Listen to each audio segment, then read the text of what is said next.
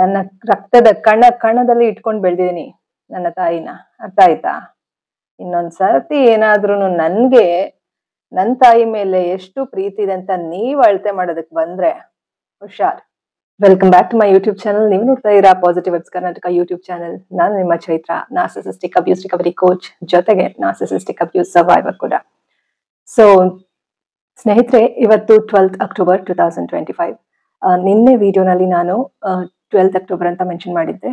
So it was a mistake. ನಿನ್ನೆ 11th October. So ನನಗೆ ಗೊತ್ತಾಗ್ದಿರ 12th ಅಂತ ಹೇಳ್ಬಿಟ್ಟೆ. Sorry for that. ಸೊ ಇವತ್ತು 12th October 2025 ಬೆಳಿಗ್ಗೆ ಎದ್ದು ಸ್ವಲ್ಪ ಬೇಗ ಫ್ರೆಶ್ ಅಪ್ ಆಗಿ ಮಾತಾಡ್ಬೇಕು ನಿಮ್ ಜೊತೆ ಅಂತ ವಿಡಿಯೋ ಮಾಡ್ತಾ ಇದ್ದೀನಿ. ಫಸ್ಟ್ ಬೇಗ ಫ್ರೆಶ್ ಅಪ್ ಆಗಿ ನೀರ್ ಕುಡ್ದು ವಿಡಿಯೋ ಆನ್ ಮಾಡಿ ಕೂತಿದ್ದೀನಿ. ಏನಂತ ಅಂದ್ರೆ ಸ್ನೇಹಿತರೆ, so this is the part of healing. ಅಂದ್ರೆ ನಮ್ಮನ್ನ ನಾವು ಎಕ್ಸ್ಪ್ರೆಸ್ ಮಾಡ್ಕೊಳ್ಬೇಕು, ನಮ್ಮ ಒಂದು ಫೀಲಿಂಗ್ಸ್ ನ ಎಕ್ಸ್ಪ್ರೆಸ್ ಮಾಡ್ಕೊಳ್ಬೇಕು. So part of narcissism recovery. So ಎಷ್ಟು ದಿವಸ ಅಂದ್ರೆ ಒಂದು ವಾರ, ಮೇ ಬಿ ಒಂದು 10 days ಇಂದ ನಾನು ಏನು ಈ ಒಂದು ನಾರ್ಸಿಸಿಸಮ್ ರಿಕವರಿ ಬಗ್ಗೆ ನಾನು ನಿಮ್ಗೆ ಕೋಚಿಂಗ್ ರೀತಿ ವಿಡಿಯೋಸ್ ಮಾಡ್ಕೊಂಡು ಬಂದೆ. ಅದು ಕಂಟಿನ್ಯೂ ಆಗುತ್ತೆ, ಸ್ವಲ್ಪ ವಿಭಿನ್ನವಾಗಿರುತ್ತೆ. ಆ ಒಂದು ವಿಡಿಯೋಸ್ ಅಲ್ಲಿ ನಾನು ಒಂದು ಸಿಸ್ಟಮ್ಯಾಟಿಕ್ ಆಗಿ ನಿಮ್ಗೆ ಅರ್ಥೈಸ್ತಾ ಹೋಗ್ತಾ ಇದ್ದೆ. ಪಾಯಿಂಟ್ಸ್ ನಾನು ಒಂದು ನೋಡ್ಕೊಂಡು ಹೇಳೋದಾಗಿರ್ಬೋದು. ಆ ರೀತಿ ಕೂಡ ನಾನು ಮುಂಬರುವ ವಿಡಿಯೋಗಳಲ್ಲಿ ಹೇಳ್ಬೋದು. ಅಂದ್ರೆ ಒಂದು ಪ್ಲಾನಿಂಗ್ ಮಾಡ್ಕೊಂಡು ನಾನು ಒಂದು ಟಾಪಿಕ್ ಬಗ್ಗೆ ಪಾಯಿಂಟ್ಸ್ ಅನ್ನ ನೋಟ್ ಮಾಡ್ಕೊಂಡು ನಿಮ್ ಮುಂದೆ ಅದನ್ನ ಹೇಳ್ತಾ ಹೋಗ್ತಿದ್ದೆ. ಜೊತೆಗೆ ಹೇಗೆ ರಿಕವರಿ ಆಗ್ಬೇಕು ಅಂತ ಹೇಳ್ತಾ ಹೋಗ್ತಾ ಇದ್ದೆ. ಸೊ ಇನ್ನು ಮುಂದೆ ಕೆಲವೊಮ್ಮೆ ನಾನು ಈ ರೀತಿ ನನ್ನ ಒಂದು ಓನ್ ಫೀಲಿಂಗ್ಸ್ ನು ಕೂಡ ಎಕ್ಸ್ಪ್ರೆಸ್ ಮಾಡ್ಕೊಳ್ತಾ ಹೋಗ್ತೀನಿ. ಅಂದ್ರೆ ಏನು ಪಾಯಿಂಟ್ಸ್ ನೋಟ್ ಮಾಡ್ಕೊಂಡಿಲ್ಲ, ಜಸ್ಟ್ ನನ್ನ ಒಂದು ಮೈಂಡ್ಗೆ ಏನ್ ಬರ್ತಾ ಇದೆ ಅದನ್ನ ಮಾತಾಡ್ತಾ ಇದ್ದೀನಿ. So this is also YONO a part of our healing journey. ನೀವೇನಾದ್ರೂ ಹೊಸದಾಗಿ ನನ್ನ ಚಾನೆಲ್ ನೋಡ್ತಾ ಇದ್ರೆ ನನ್ನ ಪ್ರೀವಿಯಸ್ ವಿಡಿಯೋಸ್ ನ ನೋಡಿ ನಾರ್ಸಿಸಿಸಮ್ ಅಂತ ಅಂದ್ರೆ ಏನು ಅಂತ ತಿಳ್ಕೊಳ್ಳಿ. ಆ ವಿಡಿಯೋನಲ್ಲಿ ಸ್ವಲ್ಪ ವಾಲ್ಯೂಮ್ ಕಮ್ಮಿ ಇದೆ, ಐ ಮೀನ್ ಮೈಕ್ ಯೂಸ್ ಮಾಡಿಲ್ಲ. ಸೊ ನೀವು ಇಯರ್ಫೋನ್ ನ ಬಳಸಿ ಆ ಒಂದು ವಿಡಿಯೋ ನೋಡಿ ಕಂಪ್ಲೀಟ್ ಆಗಿ ನಾರ್ಸಿಸಿಸಮ್ ಅಂತ ಅಂದ್ರೆ ಏನು, ಟಾಕ್ಸಿಕ್ ರಿಲೇಶನ್ಶಿಪ್ ಅಂತ ಅಂದ್ರೆ ಏನು, ಯಾವ ರೀತಿ ಮಾನಸಿಕವಾಗಿ ತೊಂದರೆಗಳನ್ನ ಅನುಭವಿಸ್ಬೇಕಾಗತ್ತೆ ಮನುಷ್ಯರು ಅನ್ನೋದನ್ನೆಲ್ಲ ನೀವು ನೋಡಿ. ಸೊ ಜೊತೆಗೆ ಬೇರೆ ಬೇರೆ ಟಾಪಿಕ್ಸ್ ಕವರ್ ಮಾಡಿದೀನಿ, ಅದನ್ನು ಕೂಡ ನೋಡಿ. ಜೊತೆಗೆ ನನ್ನ ಲೈಫ್ ಎಕ್ಸ್ಪೀರಿಯನ್ಸ್ ಕೂಡ ಶೇರ್ ಮಾಡಿದೀನಿ, ಲೈಫ್ ಸ್ಟೋರಿ ಕೂಡ ಸ್ವಲ್ಪ ಮಟ್ಟಕ್ಕೆ ತಿಳಿಸಿದೀನಿ ನಿಮ್ಗೆ. ಹಾಗಂತ ಹೇಳಿ ಆ ವಿಡಿಯೋಸ್ ಮಾತ್ರ ನೋಡ್ಬಿಟ್ಟು ನೀವು ಒಂದು ಜಡ್ಜ್ಮೆಂಟ್ಗೆ ಬರಬೇಡಿ. ಬಿಕಾಸ್ ನಾನು ಎಲ್ಲ ನನ್ನ ಒಂದು ಪರ್ಸ್ಪೆಕ್ಟಿವ್ ಅಲ್ಲಿ ಹೇಳಿರ್ತೀನಿ. ನೀವು ನಿಮ್ಮ ಒಂದು ಪರ್ಸೆಪ್ಷನ್ಸ್ ನ ಬೇರೆ ರೀತಿ ಒಂದು ಥಿಂಕ್ ಮಾಡಿ ಅದನ್ನ ಅನಲೈಸ್ ಮಾಡಿದ್ರೆ ಅದಕ್ಕೆ ನಾನ್ ರೆಸ್ಪಾನ್ಸಿಬಲ್ ಅಲ್ಲ. ಸೊ ನಿಮ್ಗೆ ಏನು ಲರ್ನಿಂಗ್ ಅಂದ್ರೆ ನಿಮ್ಗೆ ಏನು ಕಲಿಯೋದಕ್ಕೆ ಸಿಗುತ್ತೆ ವಿಡಿಯೋ ಇಂದ, ಅದನ್ನ ಮಾತ್ರ ನೀವು ತಗೊಳ್ಬೇಕಾಗತ್ತೆ.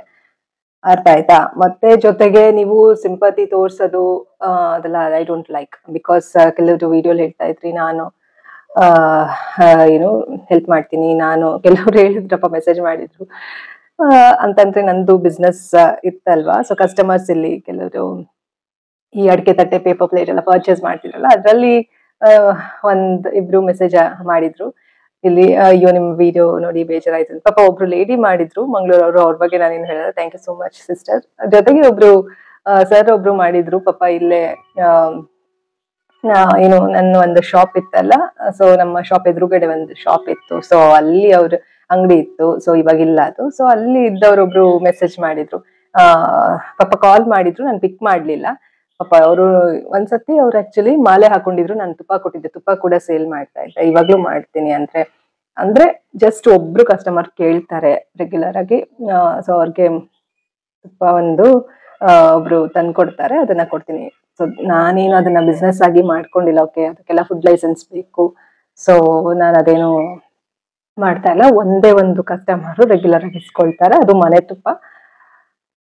ಒಬ್ರು ಹಳ್ಳಿಯವರು ತಂದ್ಕೊಡ್ತಾರೆ. ಸೊ ಅದನ್ನ ಒಂದ್ಸತಿ ಈ ಮಾಲೆ ಹಾಕೊಂಡಿದ್ರು ಒಬ್ರು ಎದುರುಗಡೆ, ನಮ್ಮ ಶಾಪ್ ಇದೆ ಅಲ್ವಾ, ಅದು ಆಪೋಸಿಟ್ ಅಲ್ಲಿ ಒಬ್ರು ಶಾಪ್. ಸೊ ಅವ್ರು ಫೋನ್ ಮಾಡಿದ್ರು, ನಾನ್ ಪಿಕ್ ಮಾಡ್ಲಿಲ್ಲ. ಯಾಕಂದ್ರೆ ವಿಡಿಯೋ ನೋಡಿ ಪಾಪ ಅವರು ಬೇಜಾರಾಗಿ ಫೋನ್ ಮಾಡಿದ್ದಾರೆ, ನಿಮ್ಮ ಸ್ಟೋರಿ ಈ ತರ ಇದೆಯಾ, ನಿಮ್ ಒಂದು ಇದು ಕೇಳಿ ಬೇಜಾರಾಯ್ತು ಅಂತ. ಇನ್ನೊಬ್ರು ಮೇಡಮು ಮಂಗಳೂರವರು ಪಾಪ ಮೆಸೇಜ್ ಮಾಡಿದ್ರು, ಅವರು ಕೂಡ ಈ ಒಂದು ಅಡಿಕೆ ತಟ್ಟೆ, ಪೇಪರ್ ಪ್ಲೇಟ್ ಬಿಸ್ನೆಸ್ ಮಾಡ್ತಾ ಇದ್ದಂತವ್ರು. Thank you madam. So sister ಅಂತ ಹೇಳ್ತೀನಿ.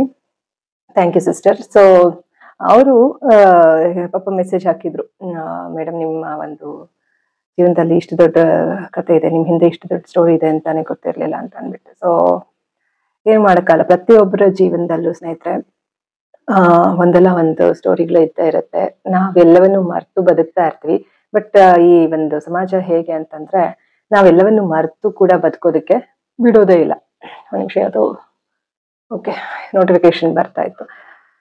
ಸೊ ಸಡನ್ ಆಗಿ ಏನಾದ್ರು ಕಟ್ ಆದ್ರೆ ಮತ್ತೆ ಮಾಡ್ತೀನಿ, ಐ ಮೀನ್ ಶೂಟ್ ಮಾಡ್ತೀನಿ ವಿಡಿಯೋ. ಈಗ ಸದ್ಯಕ್ಕೆ ನಾನೇನು ಕಟ್ ಮಾಡಲ್ಲ, ವಿಡಿಯೋ ಎಡಿಟ್ ಮಾಡಲ್ಲ, ಹೇಗ್ ಮಾತಾಡ್ತೀನೋ ಹಾಗೆ ಹಾಕ್ತೀನಿ. ಅಂದ್ರೆ ನನ್ಗೇನ್ ಅನ್ನಿಸ್ತದೆ ಅಂದ್ರೆ, ಇವಾಗ ನೋಡಿ ಕೆಲವೊಂದು ಪ್ರೀವಿಯಸ್ ವಿಡಿಯೋನಲ್ಲಿ ಸ್ವಲ್ಪ ಎಲ್ಲ ಸಿಸ್ಟಮ್ಯಾಟಿಕ್ ಆಗಿ ಮಾತಾಡುವಾಗ ಕೆಲವೊಂದೆಲ್ಲ ಪಾಯಿಂಟ್ಸ್ ಮಿಸ್ ಆದಾಗ ಮತ್ತೆ ಕಟ್ ಮಾಡೋದು ವಿಡಿಯೋ, ಮತ್ತೆ ಶೂಟ್ ಮಾಡೋದು, ಮತ್ತೆ ಎಡಿಟ್ ಮಾಡೋದು. ಅಂದ್ರೆ ಎಡಿಟಿಂಗ್ ಜಾಸ್ತಿ ಇರ್ತಿತ್ತು, ಜಾಸ್ತಿ ವಿಡಿಯೋಸ್ ಆದಾಗ ಜಾಸ್ತಿ ಎಡಿಟಿಂಗ್ ಆಗುತ್ತೆ. ಸೊ ನೋಡೋಣ, ಈ ವಿಡಿಯೋ ಇವಾಗ 7 ನಿಮಿಷ ಆಗೋಯ್ತು ಆಲ್ರೆಡಿ. ನೋಡೋಣ 10 ನಿಮಿಷಕ್ಕೆ ಎಂಡ್ ಮಾಡ್ತೀನಿ, ಟ್ರೈ ಮಾಡ್ತೀನಿ. 10 ನಿಮಿಷ ಅಂತ ಹೋಗಿ ಅದು 1 hour ಆಗ್ಬಿಡುತ್ತೋ ಒಂದೊಂದ್ಸತಿ ಗೊತ್ತಿಲ್ಲ, ಟ್ರೈ ಮಾಡ್ತೀನಿ. 10 ನಿಮಿಷಕ್ಕೆ ಎಂಡ್ ಆಗಲ್ಲ ಮೋಸ್ಟ್ಲಿ, ನೋಡೋಣ ಎಷ್ಟೊತ್ತು ಹೋಗುತ್ತೆ ಈ ವಿಡಿಯೋ ಅಂತ ಹೇಳ್ಬಿಟ್ಟು. ಆಲ್ರೆಡಿ 8 ನಿಮಿಷ ಆಯ್ತು ನೋಡಿ ಇವಾಗ. ಸೊ ಹೀಗೆ ಪಾಪ ಸುಮಾರು ಜನ ಮೆಸೇಜ್ ಹಾಕಿದ್ರಿ. ಅದೇ ಇವ್ರನ್ನ ಹೇಳಿದ್ನಲ್ವಾ, ಶಾಪ್ ಎದುರುಗಡೆ ಅವ್ರ ಶಾಪ್, ಇನ್ನೊಂದು ಶಾಪ್ ಇತ್ತು, ಅಲ್ಲಿ ಒಬ್ರು ಇದ್ರು ಅಂತ. ಅವರು ಐ ವಿಲ್ ಹೆಲ್ಪ್ ಯು ಅಂತ ಮೆಸೇಜ್ ಹಾಕಿದ್ರು. ನನಗೆ ಹೆಲ್ಪ್ ಎಲ್ಲ ಏನು ಬೇಡ, thank you so much help ಅಂತ ಹೇಳಿದೀವಿ. ಬಟ್ ಸಿ ಹೆಲ್ಪ್ ಎಲ್ಲ ನನ್ಗೆ ಬೇಡ. ಮತ್ತೆ ಇನ್ನೊಬ್ರು ಯಾರೋ ಮೆಸೇಜ್ ಹಾಕಿದ್ರು. ಆಕ್ಚುಲಿ ಏನ್ ಗೊತ್ತಾ, ನನ್ನ ಸಬ್ಸ್ಕ್ರೈಬರ್ಸನೇ ಇದೇ ಚಾನೆಲ್ ಅಲ್ಲಿ ನಾನು ಒಂದು ದೇವಸ್ಥಾನಕ್ಕೆ ಹೋಗಿರೋದು ವಿಡಿಯೋಸ್ ಮಾಡಿದ್ದೀನಿ, ಮತ್ತೆ ಕೆಲವೊಂದು ಪ್ಲೇಸ್ಗೆ ಫ್ರೆಂಡ್ಸ್ ಜೊತೆ ಹೋಗಿರೋದು ಮೆಸೇಜ್, ಐ ಮೀನ್ ಅಪ್ಲೋಡ್ ಮಾಡಿದ್ದೀನಿ, ನೋಡಿರ್ಬೋದು ನೀವು.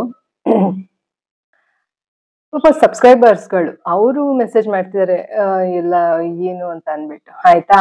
ಈ ರೀತಿ ಎಷ್ಟು ಅಂತಂದ್ರೆ ಅಷ್ಟೆಲ್ಲ ಸಿಂಪತಿ ಬೇಡ, ಆಯ್ತಾ. ನಾನು ಚೆನ್ನಾಗಿದ್ದೀನಿ, ನಾನು ಚೆನ್ನಾಗಿ ಓದ್ಸಿದ್ದಾರೆ, ಚೆನ್ನಾಗಿ ಸಾಕಿದ್ದಾರೆ, ಜೊತೆಗೆ ಕಷ್ಟನೂ ಕೊಟ್ಟಿದ್ದಾರೆ. ಐ ಮೀನ್ ಅವರು ಬೇಕಂತ ಕೊಟ್ಟಿದ್ದಲ್ಲ, ಅದು ಜನರೇಷನ್ ಟ್ರಾಮಾ. ಅರ್ಥ ಆಗ್ತಿದೆ ನಿಮ್ಗೆ ಹೇಳೋದು? ಇಲ್ಲಿ ನಾನು ಏನೇ ಸಿಟ್ಟಲ್ಲಿ ಮಾತಾಡಿದ್ರು ಕೂಡ ಅದು it is a generation trauma. ಅದು ನಾನು ಇವಾಗ ನಾನೇನೋ ಸಿಟ್ಟಲ್ಲಿ ಮಾತಾಡಿದೆ ಅಂತ ಅನ್ಬಿಟ್ಟು ಅದು ನಾನಲ್ಲ. We are not only our thoughts, ಆಯ್ತಾ. ನಾವು ನಮ್ಮ ಸೋಲ್ ನ ಕಂಡುಕೊಳ್ಬೇಕಾಗತ್ತೆ, ಆಯ್ತಾ. ಅದೇ ರೀತಿ ಇವಾಗ ಏನೆಲ್ಲ ನನ್ನ ಲೈಫಲ್ಲಿ ಯಾರೆಲ್ಲ ಏನು ಯಾವ್ಯಾವ ರೀತಿ ನಡ್ಕೊಳ್ತಾ ಇದಾರಲ್ವಾ, ರಿಲೇಟಿವ್ಸ್ ಇಂದ ಹಿಡಿದು, ಮತ್ತೆ ನಮ್ಮ ಅಮ್ಮ ಇಂದ ಹಿಡಿದು, ನಮ್ಮ ತಮ್ಮ ಇಂದ ಹಿಡಿದು ಎಲ್ಲರೂ ಕೂಡ ಪಾಪ ಅವರು ಅವರು ಕೂಡ ಜನರೇಷನ್ ಟ್ರಾಮಲ್ಲಿ ಇರೋಂತ ಅವ್ರೇನೆ, ಆಯ್ತಾ. ಹಾಗಂತ ಹೇಳಿ ಅವರು ತೀರಾ ಲಿಮಿಟ್ ಮೀರಿದಾಗ ನಾವು ಸುಮ್ನೆ ಕೂರಕ್ಕೂ ಆಗಲ್ಲ. ಹಾಗಾಗಿ ನಾವು ಮಾತಾಡ್ಬೇಕಾಗತ್ತೆ. ಹಾಗಂತ ಹೇಳಿ ನಾವು ಫ್ಯಾಮಿಲಿನ ದೂಷಿಸ್ತಾ ಇದೀವಿ ಅಂತ ಅಲ್ಲ.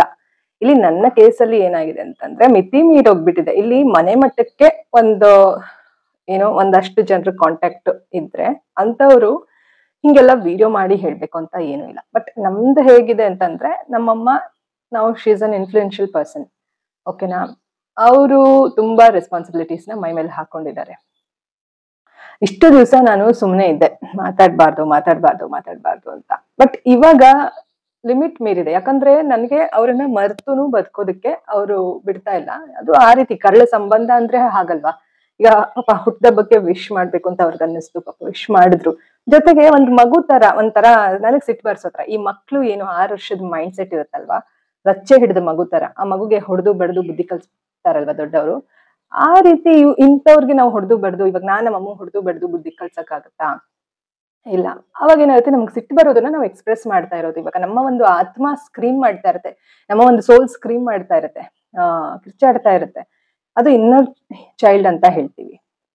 ಸೊ ಅದು ಕಿರ್ಚಾಡ್ತಾ ಇರುತ್ತೆ, ನನಗೆ ನನ್ನ ಅಮ್ಮ ಬೇಕು, ಅಮ್ಮ ನನ್ ಜೊತೆ ಇರ್ಬೇಕು, ಹಾಗಂತ ಹೇಳಿ ನಾನು ನನ್ನ ತಮ್ಮನ್ ಬಿಡ್ಬೇಕು ಹಂಗ ಹೇಳ್ತಿಲ್ಲ. ನನ್ ತಮ್ಮನೇ, ಐ ಲವ್ ಹಿಮ್, ಆಯ್ತಾ.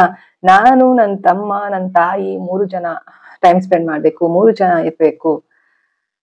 ಬಟ್ ಈ ಒಂದು ಇವರ ಆಯ್ಕೆ ಮಾಡ್ಕೊಂಡಿರೋ ಒಂದು ಹಾದಿ ಇದೆ ಅಲ್ವಾ, ಅದೇನು ಹೋಗ್ಲಿ. ನಾವು ಸಣ್ಣ ವಯಸ್ಸಿಂದ ಇರುವಾಗ ಇಂದ ಕೂಡ ನಮ್ಮಮ್ಮ ಈ ರೀತಿ ಪಬ್ಲಿಕ್ ಲೈಫ್ ಅಲ್ಲಿ ಇದ್ದಿದ್ರೆ ನನ್ಗೇನು ಅನ್ಸ್ತಾ ಇರಲಿಲ್ಲ. ಎಸ್ಪೆಷಲಿ ನನ್ಗೆ ಏನು ಅನ್ನಿಸ್ತಾನೆ ಇರ್ಲಿಲ್ಲ. ಐ ಮೀನ್ ಇವಾಗ ನನ್ಗೆ ಅನ್ಸ್ತಿದೆ, ನನ್ನ ತಮ್ಮಂಗೆ ಅವ್ನ್ಗೆ ಯಾವ ರೀತಿ ಫೀಲ್ ಇರತ್ತೆ ಅಂದ್ರೆ, ಅವ್ನ್ ಪಾಪ ಅವನ್ದು ಒಂದ್ ರೀತಿ ಹೋರಾಟ, ಆಯ್ತಾ.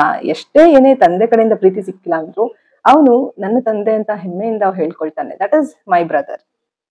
ಆಯ್ತಾ. ಅದೇ ರೀತಿ ನಾನು ಕೂಡ ನನ್ನ ತಂದೆ ಬಿಟ್ಟು ಹೋಗಿದ್ರು ನಾನು ಹೇಳ್ಕೊಳ್ಬೇಕಾಗಿರೋಂತ ಪರಿಸ್ಥಿತಿ ಇದೆ. ಹೆಮ್ಮೆಯಿಂದ ನಾನು ಹೇಳ್ಕೊಳ್ತೀನಿ ಜನ್ಮ ಕೊಟ್ಟಿದ್ದಾನಲ್ವಾ ಅಂತ. ಅದೇ ರೀತಿ ಸಾಕು ತಂದೆನ ಹೆಮ್ಮೆಯಿಂದ ಹೇಳ್ಕೊಳ್ತೀನಿ ಓದ್ಸಿದಾರೆ ಅಂತ. ಇಷ್ಟು ದಿವಸ ಯಾಕೆ ಹೇಳ್ಕೊಳ್ತಾ ಇರ್ಲಿಲ್ಲ ಅಂತಂದ್ರೆ ನನ್ನಲ್ಲಿ ಒಂದು ಬೆಂಕಿ ಇತ್ತು. ಮತ್ತೆ ನನಗೊಂದು ಐಡೆಂಟಿಟಿನೇ ಕ್ರಿಯೇಟ್ ಆಗ್ತಾ ಇರ್ಲಿಲ್ಲ. ಈಗ ಇಲ್ಲಿ ಒಂದು ವಿಷಯ ಹೇಳ್ತೀನಿ ಸ್ನೇಹಿತರೆ, ಅವರು ಏನೋ ನನ್ಗೆ ಅವ್ರ ಕಡೆಯಿಂದ ಕೆಲವೊಂದು ತೊಂದರೆ ಆಗಿರ್ಬೋದು. ಅಂದ್ರೆ ಏನು ನನ್ಗೆ ಬೇರೆ ರೀತಿ ಎಲ್ಲ ಏನು ತೊಂದರೆ ಆಗಿಲ್ಲ. ಇನ್ನು ಕೆಲವು ಹೆಣ್ಮಕ್ಳಿಗೆಲ್ಲ ತುಂಬಾನೇ ಅನ್ಯಾಯ ಆಗಿರತ್ತೆ. ನನ್ಗೆ ಆ ರೀತಿ ಎಲ್ಲ ಏನೂ ಆಗಿಲ್ಲ ಆಯ್ತಾ. ಬಟ್ ಏನಂತಂದ್ರೆ ಅವ್ರಿಗೂ ಒಂದು ಸೈಕಾಲಜಿಕಲ್ ಅದು ಡಿಸಾರ್ಡರ್. ಐ ಮೀನ್ ಇದೆಲ್ಲ ಒಂದು ಜನರೇಷನ್ ಟ್ರಾಮಾ ಜೊತೆಗೆ ಸೈಕಾಲಜಿಕಲ್ ಡಿಸಾರ್ಡರ್. ಅವಾಗ ಏನ್ ಮಾಡ್ತಾರೆ, ಅವರ ಒಂದು ಏನ್ ನೆಗೆಟಿವಿಟಿ ಇದೆ ಅದನ್ನ ಒಂದು ಬಿಹೇವಿಯರ್ ಮುಖಾಂತರ ತೋರಿಸ್ತಾರೆ. ಅದೇನಾಗುತ್ತೆ, ಸಣ್ಣ ವಯಸ್ಸಿನ ಮಕ್ಕಳಿಗೆ ತುಂಬಾ ಎಫೆಕ್ಟ್ ಆಗತ್ತೆ. ನಾನು ಏನ್ ಹೇಳಕ್ ಹೊರಟೆ ಅಂದ್ರೆ, ನನಗೆ ಅವ್ರ ಕಡೆಯಿಂದ ತೊಂದ್ರೆ ಸ್ವಲ್ಪ ಮಟ್ಟಕ್ಕೆ ಫೀಲ್ ಆಗಿದ್ದು ಕೂಡ ಅಂತ ಅಂದ್ರೆ, ಇವಾಗ ಏನು ಒಂದು ನೋಡುವಂತಹ ದೃಷ್ಟಿ ಇರ್ಬೋದು, ಸಣ್ಣ ಮಕ್ಕಳಿಗೆ ಅದು ಕೂಡ ಎಫೆಕ್ಟ್ ಆಗುತ್ತೆ. ಏನೋ ಬೇರೆ ಏನೋ ಆಗ್ಬೇಕು ಅಂತಾನೆ ಏನೂ ಇಲ್ಲ ಆಯ್ತಾ. ತುಂಬಾ ಒಂದು ಎಫೆಕ್ಟ್ ಆಗುತ್ತೆ. ನನಗಾಗಿರೋದಕ್ಕಿಂತ ನಮ್ಮಮ್ಮನಿಗೆ, ನಮ್ಮ ಒಂದು ತಾಯಿಗೆ ಏನೆಲ್ಲ ಒಂದು ಅವ್ರ ಅನುಭವಿಸಿದ್ದಾರೆ ಈ ಒಂದು ರಿಲೇಶನ್ಶಿಪ್ ಅಲ್ಲಿ ಅನ್ನೋದು ನನಗೆ ಬೆಂಕಿ ಮನಸ್ಸಲ್ಲಿ ಆಯ್ತಾ. ಅಂದ್ರೆ ನನ್ನ ಒಂದು ಧರ್ಮದಲ್ಲಿ ನಾನು ನಡೆಯೋದಕ್ಕೂ ನೀವ್ ಯಾರು ಬಿಡಲ್ಲ ಅಂತ ಅಂದ್ರೆ, ಈಗ ನೀವೆಲ್ರೂ ಕೂಡ ನಿಮ್ಮ ಧರ್ಮದಲ್ಲಿ ಇದೀರಿ ಅಲ್ವಾ. ಯಾರು ಹೇಳ್ತಾ ಇದೀನಿ ಅಂದ್ರೆ, ಮೊನ್ನೆ ಯಾರೋ ಹೇಳಿದ್ರಲ್ಲ ಏನಂತ, ಯಾವ್ದೋ ಒಂದು ಪಾಯಿಂಟ್ ಹೇಳಿದ್ರಪ್ಪ ಅವರು, ಎದೆಲ್ಲ ಇಟ್ಕೊಂಡ್ ಸಾಕಿಲ್ವಾ ಅಂತ ಹೇಳಿದ್ರಿ ಅಲ್ವಾ. ಈಗ ನಾವೇನಪ್ಪ ಬೇರೆ ಕಡೆ ಇಟ್ಕೊಂಡೇನಾದ್ರೂ ಬೆಳೆದ್ವಾ ತಾಯಿನ? ತಾಯಿನೇನಾದ್ರೂ ಬೇರೆ ಕಡೆ ಇಟ್ಕೊಂಡ್ ಬೆಳೆದ್ವಾ? ನನ್ನ ರಕ್ತದ ಕಣದಲ್ಲಿ ಇಟ್ಕೊಂಡ್ ಬೆಳ್ದಿದೀನಿ ನನ್ನ ತಾಯಿನ, ಅರ್ಥ ಆಯ್ತಾ.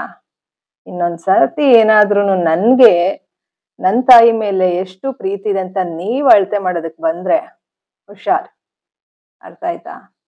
ನನ್ನ ತಾಯಿ ಬಗ್ಗೆ ನನ್ಗೆಷ್ಟು ಪ್ರೀತಿ ಇದೆ, ನನ್ಗೆಷ್ಟು ಗೌರವ ಇದೆ ಅಂತ ನನಗ್ ಗೊತ್ತಿದೆ. ನನ್ನ ತಾಯಿ ಪ್ರತಿಯೊಂದು ಹೇಳಿದ್ದಾರೆ. ಅವರು ಸಣ್ಣ ವಯಸ್ಸಿರುವಾಗ ಇವರಿಬ್ರು ಮೊದಲನೇ ಇಬ್ರು ಅಕ್ಕಂದ್ರು ಮದ್ವೆ ಮಾಡ್ಕೊಂಡು ಕೊಡ್ತಾರಲ್ವಾ, ಮದ್ವೆ ಮಾಡ್ಕೊಟ್ಟಾದ್ಮೇಲೆ ಇವ್ರು ಎಷ್ಟು ಅನುಭವಿಸಿದಾರೆ ನಮ್ ತಾಯಿ ಅಂತ ನನ್ನ ತಾಯಿ ನನಗೆ ಹೇಳಿದ್ದಾರೆ. ಗಾರ್ಮೆಂಟ್ಸ್ಗೆ ಹೋಗುವಾಗ ಬೆಳಗ್ಗೆಯಿಂದ ಸಂಜೆವರೆಗೂ ನಿಂತು ಕೆಲಸ ಮಾಡಿದ್ದಾರೆ ನನ್ನ ತಾಯಿ. ಜೊತೆಗೆ ತಂದೆ ವಯಸ್ಸವರು ಬಂದು ಇವ್ರಿಗೆ ಮೋಸ ಮಾಡಿದ್ರೆ, ಯಾಕೆ ಮೋಸ ಮಾಡ್ತಾರೆ, ಇವ್ರು ಒಂದ್ ದಿವ್ಸ ಹತ್ಕೊಂಡ್ ಕೂತಿರ್ತಾರೆ ಅವ್ರ ತಾಯಿಗೆ ಹೊಟ್ಟೆಲಿ ಫೈಬ್ರಾಯ್ಡ್ಸ್ ಅಂತ, ಅರ್ಥ ಆಯ್ತಾ. ಆಗೇನ್ ಮಾಡ್ತಾರೆ, ಅವರು ಮಿಸ್ಯೂಸ್ ಮಾಡ್ಕೊಂಡಿದ್ದಾರೆ, ದುಡ್ಡಿನ ಒಂದು ಮುಂದೆ ಇಟ್ಕೊಂಡು ಫ್ಯಾಮಿಲಿನ ಮಿಸ್ಯೂಸ್ ಮಾಡ್ಕೊಂಡಿದ್ದಾರೆ, ಅರ್ಥ ಆಯ್ತಾ. ಸೊ ಇದೆಲ್ಲ ಯಾಕೆ ಇಷ್ಟು ದಿವಸ ಹೇಳಿಲ್ಲ ಅಂತಂದ್ರೆ, ನನ್ನ ಒಂದು ತಾಯಿ ಇವಾಗ ಒಂದು ಸಂಸ್ಥೆ ನಡೆಸ್ತಾ ಇದಾರೆ, ಕೆಟ್ಟ ಹೆಸರು ಬರಬಾರ್ದು, ನನ್ನ ತಮ್ಮ ಒಂದು ಕೆಟ್ಟ ಹೆಸರು ಬರಬಾರ್ದು ಅಂತ. ಇವಾಗ ಹೇಳಿದ ತಕ್ಷಣಕ್ಕೆ ಏನು ಕೆಟ್ಟ ಹೆಸರು ಬರಲ್ಲ ನನ್ನ ತಾಯಿ ನನ್ನ ತಮ್ಮನ್ಗೆ, ತಿಳ್ಕೊಳ್ರಿ. ಅದೇ ನಾನು ಇಲ್ಲಿ ಹೇಳಕ್ ಹೊರಟಿರೋದು. See, this is also a part of narcissism recovery. ಇವಾಗ ಏನಂತಂದ್ರೆ ಸ್ನೇಹಿತರೆ, ತಂದೆ ತಾಯಿ ಏನೋ ಮಾಡಿದಾರೆ ಅಂತ ಅನ್ಬಿಟ್ಟು, ತಪ್ಪು ಮಾಡಿದಾರೆ ಅಂತ ಹೇಳಿ ಅದರಿಂದ ಮಕ್ಕಳನ್ನ ಕೆಟ್ಟದಾಗಿ ನೋಡೋದಲ್ಲ. ಅದು ನನ್ನ ತಮ್ಮನ್ಗೆ ತಲೆಯಿಂದ ಹೋಗ್ಬೇಕು ಅಂತಂದ್ರೆ, ಬರೀ ಅವರ ಒಂದು ಒಳ್ಳೇದನ್ನೇ ಹೇಳ್ಕೊಂಡು ಒಂದು ಗುರ್ತಿಸ್ಕೊಳ್ಳುವಂತದ್ದಲ್ಲ. ಪಾಪ ಅವನು ಹೇಗೆಂದ್ರೆ, ನಮ್ ತಂದೆ ಮನೆಗೆ ಯಾರೇ ಬಂದ್ರು ಊಟ ಹಾಕ್ತಾ ಇದ್ರು ಅಂತೆಲ್ಲ ಪಾಪ ಅವ್ನು ಹೇಳ್ಕೊಳ್ತಾನೆ. See, I really respect my brother. ಎಷ್ಟೇ ಏನೇ ಅವನಿಗೆ ಒಂದು ಚೂರು, ಈಗ ದುಡ್ಡು ಕೊಟ್ಟು ಇದ್ ಮಾಡಿದ್ದಾರೆ ಮನೆಯಲ್ಲಿ, ಎಷ್ಟು ಅಂದ್ರೆ ಅದ್ರಲ್ಲೂ ಕೂಡ ಪಾಪ ನನ್ನ ತಮ್ಮನ್ಗೆ ಒಂದು ಆಸೆ, ಫಿಲಮ್ ಒಂದೇನೋ ಮಾಡ್ಬೇಕಂತ ಹೇಳಿ. ಅದು ಕೂಡ ಅವನ್ಗೆ ಯಾವ ಟೈಮಲ್ಲಿ ಮಾಡ್ಬೇಕು ಆಗಿತ್ತು ಅಂತ ಆಸೆ ಇತ್ತು, ಅದು ಆ ಟೈಮ್ಗೆ ಆಗ್ತಾ ಇಲ್ಲ ಅಂತ ಅವನಿಗೂ ಕೊರಗಿದೆ. ಅಂದ್ರೆ ಇವ್ರೇನು ನಮ್ಮ ಸ್ಟೆಪ್ ಫಾದರ್ ಇದ್ರಲ್ಲ, ಅವರೇ ಒಂದು ಐಡಿಯಾ ಕೊಟ್ಟಿದ್. ಪಾಪ ಅವನೇನೋ ಒಂದು ಶಾರ್ಟ್ ಮೂವಿ ಮಾಡ್ಬೇಕಂತ ಅನ್ಕೊಂಡಿದ್ದ, ಬಟ್ ಇವರು ಐಡಿಯಾ ಕೊಟ್ಟು ಇದ್ ಮಾಡಿದ್ದು ಏನು, ಸ್ಟೆಪ್ ಫಾದರು ಅವರೇ ಐಡಿಯಾ ಕೊಟ್ಬಿಟ್ಟು, ಇಲ್ಲ ಇಷ್ಟು ದೊಡ್ಡ ಮಟ್ಟದಲ್ಲಿ ಮಾಡು ಅಂತ ಅಂದ್ಬಿಟ್ಟು ಅದಕ್ಕೆ ಅವ್ನ್ ಕೈ ಹಾಕಿದಾನೆ. ಆದ್ರೆ ಪೂರ್ತಿ ಇವ್ರು ದುಡ್ಡು ಕೊಡೋದಕ್ಕೆ ಇವ್ರ ಕೈಲಿ ಆಗ್ತಾ ಇಲ್ಲ. ಕೆಲವು ಸತಿ ಆದ್ರೂ ಸ್ವಲ್ಪ ಸ್ವಲ್ಪ ಕೊಡೋದು, ಅಲ್ಲಿ ಪೂರ್ತಿ ಮಾಡಕ್ಕೂ ಫಿನಿಶ್ ಮಾಡಕ್ಕೂ ಆಗ್ತಾ ಇಲ್ಲ. ಎಷ್ಟೋ ದುಂದುವೆಚ್ಚಗಳು ಮಾಡ್ತಾ ಇರ್ತಾರೆ. ಯಾವ್ದಕ್ಕೆ ಖರ್ಚು ಮಾಡ್ಬೇಕು ಅದಕ್ಕೆ ಕೆಲವೊಮ್ಮೆ ಮಾಡ್ತಿರಲ್ಲ. ಆಮೇಲೆ ಹೆಣ್ಗಾಡಿ ಕೊನೆಗಾಲದಲ್ಲಿ ಕ್ಯಾನ್ಸರ್ ರೋಗದಿಂದ ಬಳಲೋದಕ್ಕೆ ಶುರು ಆಗಿದ್ರಲ್ವಾ, ಕೊನೆಗಾಲಕ್ಕೆ ಅವ್ರಿಗೆ ಏನಾಗಿದೆ, ಸ್ವಲ್ಪ ಎಲ್ಲ ಬಂದಿದೆ. ನಮ್ಮ ಅಮ್ಮಂಗೆ ತಾಯಿಗೆ ಬಂದಿದೆ, ನಡೆಸ್ತಾ ಇದಾರೆ. ಸುಮ್ಮನೆ ನಡೆಸ್ಬೇಕು ತಾನೆ. ನಾನಲ್ಲಿ ಬರೋ ತರ ಪರಿಸ್ಥಿತಿ ಇಲ್ಲ. ನೀವು ಇದು ನನ್ನ ತಾಯಿಗೆ ಮೆಸೇಜು, ನೀವು ನನ್ನ ಜೊತೆ ಬದುಕ್ತಾ ಇಲ್ಲ, ಸುಮ್ನೆ ನಡ್ಸ್ಕೊಂಡು ಹೋಗ್ಬೇಕಲ್ವಾ. ಅಲ್ಲೆಲ್ಲ ಬಿಂಬಿಸೋದು, ನಾವು ಹೇಳಿದ್ವಿ ನಮ್ ಜೊತೆನೆ ಇರೋದಕ್ಕೆ ಒಬ್ಳೆ ಬದುಕ್ತಿದ್ದಾಳೆ ಅಂತ. ಏನ್ ಮಾಡ್ಬೇಕು ಮತ್ತೆ ಅಲ್ಲಿ ಜೊತೆಗೆ ಬಂದು ಎಲ್ಲ ಗುರ್ತಿಸ್ಕೊಳಕ್ ಆಗುತ್ತಾ? ಗುರ್ತಿಸ್ಕೊಳ್ಬೇಕು ಅಂತಂದ್ರೆ ನೀವ್ ಎರಡೂ ಹೇಳ್ಬೇಕು. ಒಂದೇ ಸಿಂಗಲ್ ಸೈಡೆಡ್ ಆದ್ರೆ ಫುಲ್ಲು ನಾಗರಾಜ್ ಅವರು ಫುಲ್ಲು ಜಗದೋದ್ಧಾರಕ ಅನ್ನೋ ತರ ಹೇಳಿದ್ರೆ ಎರಡೂ ಹೇಳ್ಬೇಕಲ್ವಾ. ಅವರಿಂದ ಎಷ್ಟು ಇವಾಗ ನಾನ್ ಹೇಳ್ಬೇಕಂತಂದ್ರೆ ನಾನ್ ಏನ್ ಹೇಳ್ತಾ ಇದೀನಿ ಅಂದ್ರೆ ನಮ್ಮಮ್ಮ ಅವ್ರು ಇನ್ನೂ ಒಂದು ಸರ್ವೈವಲ್ ಸ್ಟೇಟ್ ಅಲ್ಲಿ ಇದ್ದಾರೆ. ಸರ್ವೈವಲ್ ಸ್ಟೇಟ್ ಅಲ್ಲಿ ಅಂತಂದ್ರೆ ಇದು ಅವ್ರಿಗೆ ಎಫೆಕ್ಟ್ ಆಗ್ತಾ ಇದೆ, ಯಾರು ಅವ್ರಿಗೆ ತಿದ್ದಿ ಬುದ್ಧಿ ಹೇಳೋರಿಲ್ಲ, ಆ ರೀತಿ ಆಗ್ಬಿಟ್ಟಿದೆ.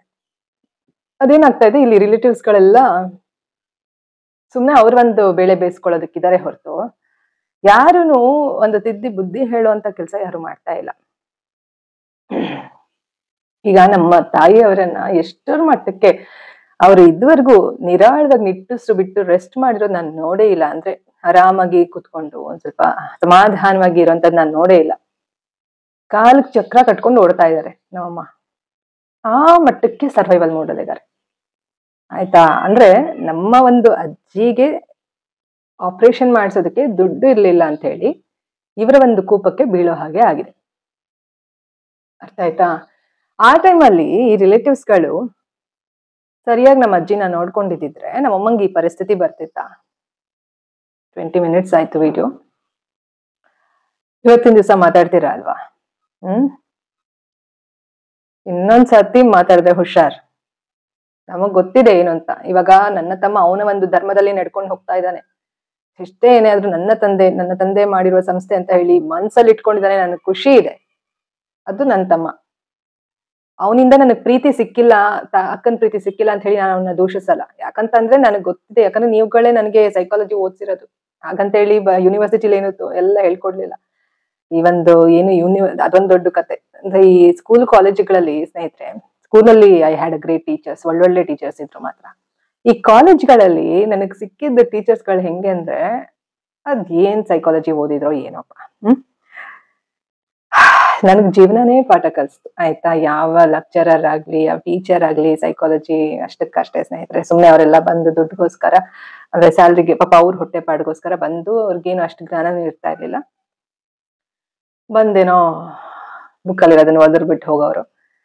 But I respect, at least ಅಷ್ಟಾರು ಮಾಡಿದಾರಲ್ಲ. I respect all my teachers. But school teachers ಅಲ್ಲಿ ಕೆಲವರೆಲ್ಲಾನು, ಅಂದ್ರೆ ಸ್ಕೂಲ್ ಟೀಚರ್ಸ್ ಅಲ್ಲೂ ಎಲ್ಲರೂ ಏನು ಅಂತಲ್ಲ.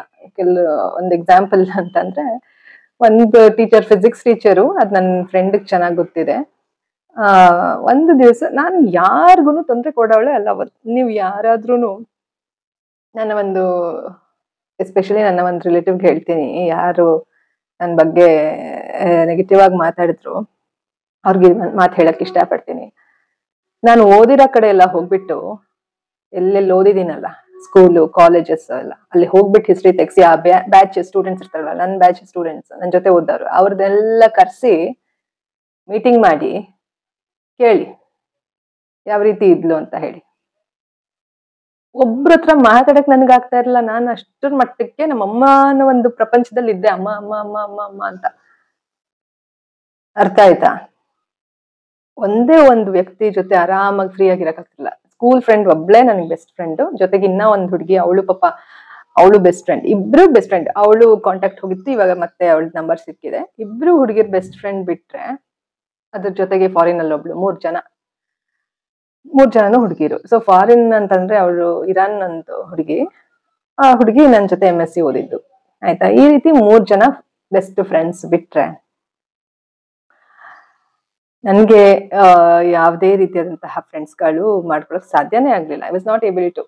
ಸೊ ಈ ರೀತಿ ನಾನು ಅಮ್ಮನ ಒಂದು ತಲೆಯಲ್ಲಿ ಇಟ್ಕೊಂಡು, ಅವರನ್ನ ಒಂದು ಕಣದಲ್ಲಿ ನಮ್ಮಮ್ಮನ ಇಟ್ಕೊಂಡು ಓದಿದ್ದು.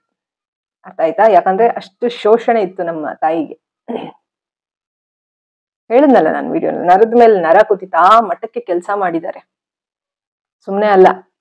ಅರ್ಥ ಆಯ್ತಾ? ಅಲ್ಲಿ ಮೊದಲನೇ ಒಂದು ಹೆಂಡತಿ, ಅವರ ಮಕ್ಕಳು, ಅವರ ಮೊಮ್ಮಕ್ಕಳು, ಜೊತೆಗೆ ಅವರ ತಂಗಿಗೂ ಮಗು ಮಕ್ಳು ಮಾಡ್ಕೊಂಡ್ಬಿಟ್ಟಿದ್ರು. ಈ ರೀತಿ ಇಂಥವ್ರ ಮಧ್ಯೆ ಕೆಲ್ಸದವ್ರ ತರ ನಮ್ಮಮ್ಮ ಇದ್ದಿದ್ದು ನಾನು ನಮ್ಮಮ್ಮ. ಅರ್ಥ ಆಯ್ತಾ? ನನ್ನ ತಮ್ಮಂಗೂನು ಪ್ರೀತಿ ಇಲ್ಲ ಪಾಪ. ನನ್ಗೆ ಹೊಟ್ಟೆ ಉರಿಯೋದು ಅಲ್ಲಿ ಜಾಯಿಂಟ್ ಅಲ್ಲಿ ಇರುವಾಗ.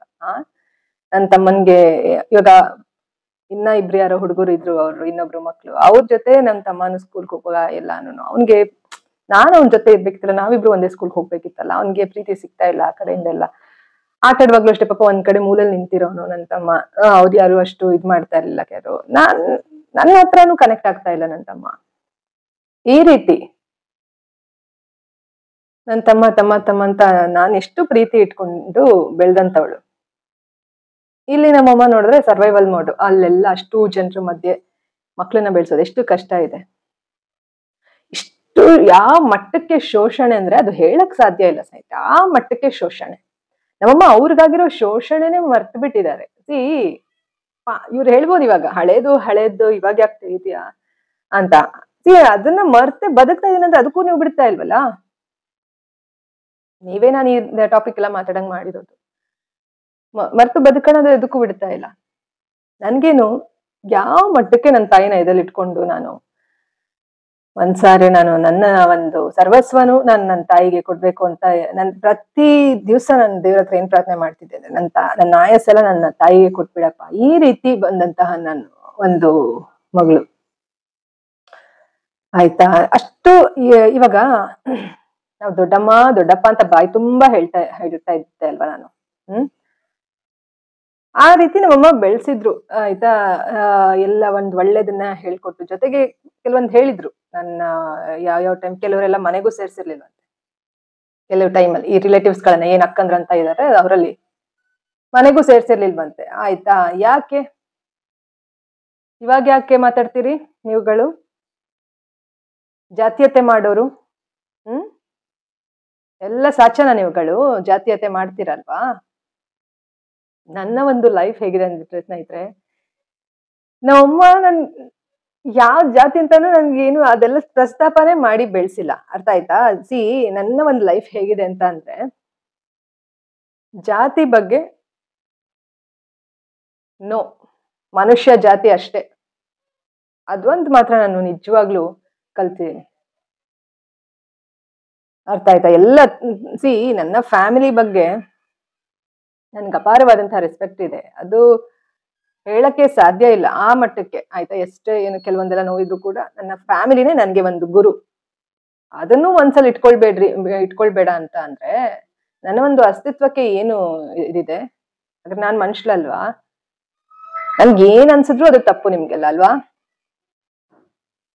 ಈಗೆಲ್ಲ ಯೂಟ್ಯೂಬ್ ಅಲ್ಲಿ ಇದ್ ಮಾಡ್ತಾರಲ್ಲ, ಆ ಗೌಡ ಈ ಗೌಡ ಅಂತ ಹಾಕೊಳ್ಳೋದು. ಏನು ಗೌಡ ಆಗ್ಬಿಟ್ರೆ ದೊಡ್ಡ ಇದು ಅನ್ನೋ ತರ. ನೋ, ಎಲ್ಲರೂ ಒಂದೇ ಮನುಷ್ಯ ಜಾತಿ ನಾವೆಲ್ಲ. ಅರ್ಥ ಆಯ್ತಾ? ಮನುಷ್ಯ ಜಾತಿ. ನನ್ಗೆ ಯಾಕೆ ಈ ರೀತಿ ಮೈಂಡ್ ಸೆಟ್ ಅಂತಂದ್ರೆ, ಸಣ್ಣ ವಯಸ್ಸಿಂದನೂ ನನ್ಗೆ ಅದು ತಲೆಗೆ ಬಂದಿಲ್ಲ. ನಮ್ಮಮ್ಮ ತಲೆಗೆ ತಗೊಂಡ್ ಬಂದಿಲ್ಲ ಜಾತೀಯತೆ ಅನ್ನೋದು. ಅರ್ಥ ಆಯ್ತಾ? ನಮ್ಮ ಮನೆಯಲ್ಲಿ. ಅರ್ಥ ಆಯ್ತಾ? ಹಾಗಾಗಿ ಈ ಏನು ದೊಡ್ಡಮ್ಮ ಅಂತ ಅನ್ಸ್ಕೊಂಡವ್ರು ಅವ್ರ ಮನೆಯಲ್ಲಿ ಎಷ್ಟು ಜಾತೀಯತೆ ಇದೆ ಅಂತ ನಮಗ್ ಗೊತ್ತಿದೆಪ್ಪ.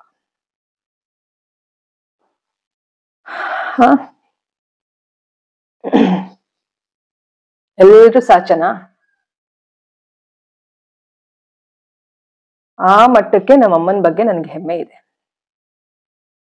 ನಾನು ಇಷ್ಟ ಹೇಳೋದು ಸ್ನೇಹಿತರೆ, ಎಲ್ರೂ ಒಂದೊಂದ್ ರೀತಿ ನೀವುಗಳು ಒಂದೊಂದ್ ಹುಳ್ಕನ್ನ ಇಟ್ಕೊಂಡ್ಬಿಟ್ಟು ನನ್ ಬಗ್ಗೆ ಮಾತಾಡೋದಲ್ಲ. ನಾನ್ ಯಾಕೆ ಇವತ್ತು ನಿಮ್ ಬಗ್ಗೆ ಎಲ್ಲ ಮಾತಾಡ್ಬೇಕಾದ್ರೆ ಪರಿಸ್ಥಿತಿ ಅಂತಂದ್ರೆ, ನಾನು 35 ವರ್ಷ ಆಗವರೆಗೂ ಸಹಿಸ್ಕೊಂಡಿದೀನಿ. ಒಂದ್ ತಾಳ್ಮೆಗೂ ಲಿಮಿಟ್ ಇರುತ್ತೆ. ಅರ್ಥ ಆಯ್ತಾ?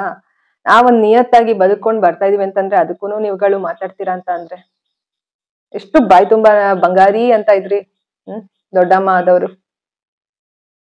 ಬಂಗಾರಿ ಚೈ ಬಂಗಾರಿ ಅಂತ ಅನ್ಕೊಂಡು ಅಷ್ಟೇನಾ? ತಾಯಿ ಮಗಳು ನಾವ್ ಒಂದ್ ಮಾಡ್ಬೇಕು ಅಂತ ಆಸೆ ಇದ್ದವರು ಆ ರೀತಿ ಫೋನ್ ನಲ್ಲಿ ಹಂಗ್ ಮಾತಾಡಿ ಫೋನ್ ಕಟ್ ಮಾಡ್ತಾ ಇರ್ಲಿಲ್ಲ. ಆ ರೆಕಾರ್ಡಿಂಗ್ ಸಿಕ್ಕಿದ್ರೆ ಹಾಕ್ತೀನಿ ಸ್ನೇಹಿತರೆ. ಈಗ ನಾನು ಕೆಟ್ಟದಾಗ ಮಾತಾಡಿರೋದು, ಈಗ ನಮ್ಮಮ್ಮನ್ಗೆ ಹೊಡೆದು ಬುದ್ಧಿ ಕಲ್ಸೋರು ಯಾರು ಇಲ್ಲ. ನಮ್ಮಮ್ಮನೇ ಹೇಳ್ತಾ ಇದ್ರು, ನಂದು ಆ ರೆಕಾರ್ಡಿಂಗ್ ಇದೆ, ಈ ರೆಕಾರ್ಡಿಂಗ್ ಇದೆ ನೀನ್ ಮಾತಾಡಿರೋದು. ನನಗ್ ಸಿಟ್ಟು ಬರ್ಸಂಗ್ ಮಾಡೋದೇ ಇವ್ರು. ಆಯ್ತಾ? ನಂಗೆ ಸಿಟ್ಟು ಬರ್ಸೋ ಹಂಗ್ ಮಾಡ್ಬಿಟ್ಟು ಕೊನೆಗೆ ಏನ್ ಮಾಡ್ತಾರೆ, ನಾನೇ ವಿಲೋ ನನ್ನ ಹತ್ರ ಮಾಡ್ತಾರೆ. ನಾನು ಫೂಲ್ ಆಗ್ಬಿಡ್ತೀನಿ. ಈ ಕಡೆ ಪ್ರೀತಿ ಇಟ್ಕೊಂಡಿರೋದು ತಪ್ಪು. ಯಾವ ಮಟ್ಟಕ್ಕೆ ಅಂತಂದ್ರೆ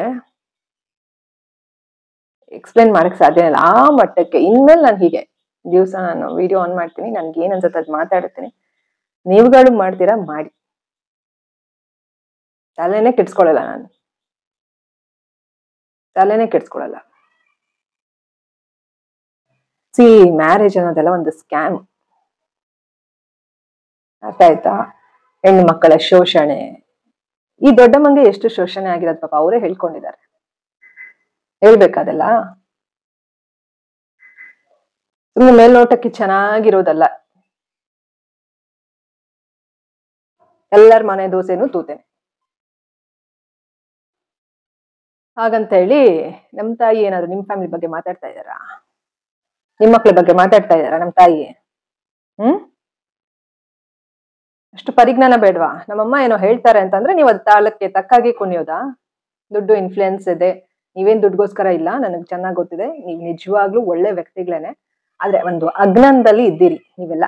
ಯಾರು ಹೊಡೆದು ಬುದ್ಧಿ ಹೇಳೋರಿಲ್ಲ ನಿಮ್ಗೆ. ನೀವ್ ಆಡಿದ್ದೆ ಆಟ ಆಗೋಗ್ಬಿಟ್ಟಿದೆ ಅಲ್ವಾ? ಒಂದು ಹೆಣ್ಮಗ್ಳು ಅವಳು ಧರ್ಮಯುತವಾಗಿ ಅವಳ ದಾರಿಲಿ ಅವಳು ನಡೀತಾ ಇದ್ದಾಳೆ ಅಂತ ಅಂದ್ರೆ ಮುಚ್ಕೊಂಡಿರ್ಬೇಕು, ಅರ್ಥ ಆಯ್ತಾ? ಎಲ್ಲ ಹೇಳೋದ್, ನಮ್ಮ ಅಮ್ಮ ಹೇಳೋದು ಎಲ್ಲವೂ ಹಾಗೆ ತಿನ್ಬಿಡೋದಲ್ಲ, ನೀವು ಸ್ವಲ್ಪ ಬುದ್ಧಿ ಉಪಯೋಗಿಸ್ಬೇಕು. ಅಮ್ಮ ಮಗುತರ, 6 ವರ್ಷದ ಮಗುತರ ನನ್ನ ತಾಯಿ. ನೀವುಗಳು ಅಟ್ಲೀಸ್ಟ್ ಒಂದ್ ಸ್ವಲ್ಪ ದೊಡ್ಡವರಾಗೋವರೆಗೂ ತಂದೆ ಇದ್ರಲ್ವಾ, ಅಂದ್ರೆ ಒಂದ್ 2-3 ವರ್ಷ ಡಿಫ್ರೆನ್ಸ್ ಅಷ್ಟಾದ್ರೂ ಒಂದ್ ಎಫೆಕ್ಟ್ ಬೇರೆನೆ ಇರುತ್ತೆ, ಅರ್ಥ ಆಯ್ತಾ? ಅಂದ್ರೆ ನಮ್ಮ ಮೊದಲನೇ ದೊಡ್ಡಮ್ಮ ಪಾಪ ಅವರಿಂದ ನನ್ಗೇನು ಇಷ್ಟವರೆಗೂ ನನ್ಗೇನು ತೊಂದ್ರೆ ಅಂದ್ರೆ ಏನು ಅವ್ರು ಮಾತಾಡೋದು ಕೇಳಿಸ್ಕೊಂಡಿಲ್ಲ. ಮೊನ್ನೆನೋ ಏನೋ ಸ್ಟೇಟಸ್ ಹಾಕಿದಾಗ ಲೈಕ್ ಮಾಡಿದ್ರು. ಇಬ್ರು ದೊಡ್ಡಮ್ಮನು ಚೆನ್ನಾಗಿ ನೋಡ್ಕೊಂಡಿದ್ದಾರೆ ನನ್ಗೆ, ಆಯ್ತಾ? ಅವ್ರ ಮನೆಗೆ ಹೋದಾಗ ಊಟ ಹಾಕಿದ್ರೆ ಚೆನ್ನಾಗಿ ನೋಡ್ಕೊಂಡಿದ್ದಾರೆ. ಚೈ, ಬಂಗಾರಿ, ಕರು ಅಂತ ಅನ್ಕೊಂಡ್ ನಮ್ಮ ಕರು ಅಂತ ಕರಿತಾ ಇದ್ರು ನಮ್ಮ ಮಾಮ, ಆಯ್ತಾ? ನಮ್ ದೊಡ್ಡಮ್ಮ, 2ನೇ ದೊಡ್ಡಮ್ಮ ಬಂಗಾರಿ ಅಂತ ಕರಿತಿದ್ರು, ಚೈ ಅಂತ 1ನೇ ದೊಡ್ಡಮ್ಮ ಕರಿತಿದ್ರು. ಇಷ್ಟು ಪ್ರೀತಿ ತೋರಿಸಿದವ್ರು ನೀವೆಲ್ಲ ಸ್ವಲ್ಪ ಅರ್ಥ ಮಾಡ್ಕೊಳ್ಬೇಕಲ್ವಾ ಇವಳು ಯಾಕೆ ಈ ರೀತಿ ಇದ್ದಾಳೆ ಅಂತ. ನೀವ್ ನೋಡಿದ್ರಿ ಅಲ್ವಾ ನಮ್ಮಮ್ಮ ಅವ್ರಿಗೊಂದ್ 50 ವರ್ಷ ಆಗೋವರೆಗೂ ಯಾವ ರೀತಿ ಸಫರ್ ಆಗಿದ್ದಾರೆ. ಇನ್ನಾದ್ರೂ ಅವ್ರ ಮಕ್ಳ ಜೊತೆ ಇರ್ಬೇಕಲ್ವಾ? ನೀವು ಬುದ್ಧಿ ಹೇಳೋಕಾದ್ರೆ ಹೇಳಿ, ಇಲ್ಲಂತಂದ್ರೆ ಸುಮ್ಮನೆ ಇರಿ, ಅರ್ಥ ಆಯ್ತಾ? ಸುಮ್ಮನೆ ನಿಮ್ಗೆ ಮನ್ಸಿಗೆ ಬಂದ ಹಾಗೆ ಇರೋದಲ್ಲ. ಜೊತೆಲೆಲ್ಲ ಸೇರ್ತೀರಲ್ವಾ, ಅವಾಗ ಹೇಳ್ಬೇಕಾಗಿತ್ತು ಅಮ್ಮಂಗೆ, ಇಲ್ಲ ಜಾಸ್ತಿ ಪಬ್ಲಿಕ್ ಲೈಫ್ ಅಂತ ಹೋದ್ರೆ ನೆಮ್ಮದಿ ಇರೋದಿಲ್ಲ. ಏನೋ ಹುಟ್ಟಾಗ್ಲಿಂದ ಏನೋ ಸಣ್ಣ ವಯಸ್ಸಿಂದ ನೀವು ಪಬ್ಲಿಕ್ ಲೈಫ್ ಅಲ್ಲಿ ಇದ್ರೆ ಅದೊಂಥರ. ಅವ್ರಿಗೆ 50 ವರ್ಷ ಆಗೋವರೆಗೂ ನಾನು ಗೋಡೆ ಮಧ್ಯೆ ಇರಿಸಿ ಬರೀ ಶೋಷಣೆ ಮಾಡಿ ಕೆಲಸ ಮಾಡಿಸಿ ಒಂದ್ ವಾಕಿಂಗ್ ಹೋಗಕ್ ಬಿಟ್ಟಿಲ್ಲ ನಮ್ ತಾಯಿಗೆ, ಗೊತ್ತಾಯ್ತಾ? ಅವ್ರು ವಾಕಿಂಗ್ ಹೋಗ್ತಿರ್ಲಿಲ್ಲ ಅಂತ ನಾನು ಕೂಡ ಹೋಗ್ತಾ ಇರ್ಲಿಲ್ಲ. ನನ್ಗೊಂದ್ MSc ಆಗೋವರೆಗೂ ನಾನು ನಮ್ಮಮ್ಮ ತಬ್ಕೊಂಡ್ ಮಲಗ್ತಾ ಇದ್ವಿ, ಅರ್ಥ ಆಯ್ತಾ? ಈ ತರ ಎಲ್ಲ ಬೆಳ್ದಿರೋರು ಎಷ್ಟು ನಮ್ಮಮ್ಮ ಒಂದು ಚೂರು ಅವ್ರಿಗೆ ಏನಾದ್ರು ಫೀಲ್ ನೋವಾಗುತ್ತೆ ಅಂದ್ರೆ ನನ್ಗೆ ಜೀವ ಹೋದಂಗ ಆಗ. ಇವತ್ತಿನ ದಿವಸ ಅವ್ರನ್ನ ಬಿಟ್ಟು ಬದುಕ್ತಾ ಇದೀನಿ ಅಂತಂದ್ರೆ ಎಷ್ಟು ನೋವುಗಳನ್ನ ದಾಟಿ ಈ ಮಟ್ಟಕ್ಕೆ ಬಂದಿರ್ಬೋದು. ನಾನು ಸ್ವಲ್ಪ ಯೋಚನೆ ಮಾಡ್ಬಾರ್ದಾ? ಯಾವ ಮಟ್ಟಕ್ಕೆ ನಮ್ಮಮ್ಮಂಗ್ ಶೋಷಣೆ ಆಗಿರೋದು ಅಂತ ನಾನ್ ನೋಡಿದೀನಿ ಕಣ್ಣಾರೆ, ನೀವುಗಳೆಲ್ಲ ನೋಡಿರೋದು. ನೀವುಗಳೆಲ್ಲ ಅವಾಗೊಮ್ಮೆ ಇವಾಗೊಮ್ಮೆ ಬಂದಾಗ ಇರೋ ಅಟ್ಮಾಸ್ಫಿಯರ್ಗುನು ನಾವುಗಳು 4 ಜನ ಇರುವಾಗ ನಮ್ಮಮ್ಮನ್ಗೆ ಎಷ್ಟು ಟಾರ್ಚರ್ ಆಗ್ತಾ ಇತ್ತು ಅಂತ ನಾನ್ ನೋಡಿದೀನಿ. ಎಲ್ಲಿಂದ ಟಾರ್ಚರ್ ಆಗ್ತಿತ್ತೋ ಅಲ್ಲಿಂದಾನೇ ಒಂದು ಇವ್ರಿಗೆ ಏನು ಬರ್ಬೇಕಿತ್ತು ಅದ್ ಬಂತು. ಅದ್ ಬಂದ್ಮೇಲೆ ನಾವ್ ಏನಾದ್ರೂ ಮಾಡ್ಬೇಕಲ್ವಾ? ಅದನ್ ಬಿಟ್ಬಿಟ್ಟು ಅದನ್ನೇ ಇವ್ರು ಮಾಡ್ಕೊಂಡು ಹೋಗ್ತೀನಿ ಅಂತಂದಾಗ ಏನಾಗುತ್ತೆ, ನಾವು ಏನ್ ಅನ್ಕೊಂಡ್ ಬೆಳ್ದಿರ್ತೀವಲ್ವಾ ಅದು ಸುಳ್ಳಾಗ್ಬಿಡುತ್ತೆ, ನಾವು ನಮ್ಮ ತಂದಲ್ಲಿ ಇರ್ಲಿಲ್ಲ ಅಂದ್ರೆ, ಆಯ್ತಾ? ಅದನ್ನು ಎಲ್ಲ ಮರ್ತು ನಾನು ನನ್ನ ತಂದೆ ಅಂತ ಹೇಳಿ ನಮಗ್ ತಾಯಿಗೆ ಎಷ್ಟೆಲ್ಲಾ ನೋವು ಕೊಟ್ಟಿದ್ರು ಆಯ್ತು, ಬೇರೆಯವ್ರ ಮುಂದೆ ಎಲ್ಲಾನು ಅದು ನನ್ ಸ್ವಂತ ತಂದೆ ಅಲ್ಲ ಏನಿಲ್ಲ, ಎಲ್ಲಾರ ಮುಂದೆ ನಮ್ಮ ಅಮ್ಮನಿಗೆ ಅಷ್ಟು ಟಾರ್ಚರ್ ಕೊಡ್ತಾ ಇರೋದು ಯಾರೋ ಬೇರೆ ವ್ಯಕ್ತಿ ಅನ್ನೋ ತರ ಫೀಲ್ ಆದ್ ಹೆಂಗಿರುತ್ತೆ ಅದ್ ಗೊತ್ತಾ ನಿಮ್ಗೆ? ನೀವೇನಾದ್ರು ಆತರ ವಾತಾವರಣದಲ್ಲೆಲ್ಲ ಬೆಳ್ದಿದ್ರಾ? ಅನ್ನೋನ್ ಪರ್ಸನ್ ಸ್ವಂತ ತಾಯಿಗೆ ಎಷ್ಟು ಟಾರ್ಚರ್ ಕೊಟ್ಟು ನಡ್ಕೊಂಡಿರೋದು ಅದು ನಾನ್ ನೋಡಿದೀನಿ. ಬಟ್ ಇವತ್ತಿನ ದಿವಸ ಅವ್ರೇನ್ ಅನ್ನೋನ್ ಪರ್ಸನ್ ಅನ್ಕೊಳ್ಳಲ್ಲ ನಾನು, ಯಾಕಂದ್ರೆ ಅವರಿಂದಾನು ಇಷ್ಟೆಲ್ಲ ಕಲ್ತು ಈ ಮಟ್ಟಕ್ಕೆ ನಾನು ಇಷ್ಟು ಜ್ಞಾನೋದಯಗಳಾಗಿದೆ ಅಂತಂದ್ರೆ ಅದಕ್ಕೆ ಅವ್ರೂ ಕಾರಣ. ಎಲ್ರು ಗುರು ಅಂತ ಅನ್ಕೊಂಡ್ರೆ ಅದು ತಪ್ಪು ನಿಮ್ಗೆ, ಜೊತೆಗೆ ನನ್ ತಂದೆ ಅಂತ ಗುರು ಅನ್ಕೊಂಡ್ರೆ ಅದು ತಪ್ಪು. ಹೇಗಿದ್ರು ಕಷ್ಟ. ಈ ಒಂದು ಸಮಾಜದಲ್ಲಿ ಒಂದ್ ರಿಲೇಟಿವ್ಸ್ ಅಂತ ಇರ್ತಾರಲ್ವಾ, ಹಬ್ಬ ಹೇಗಿದ್ರು ಕಷ್ಟ ನಿಮ್ಗೆ, ಆಯ್ತಾ?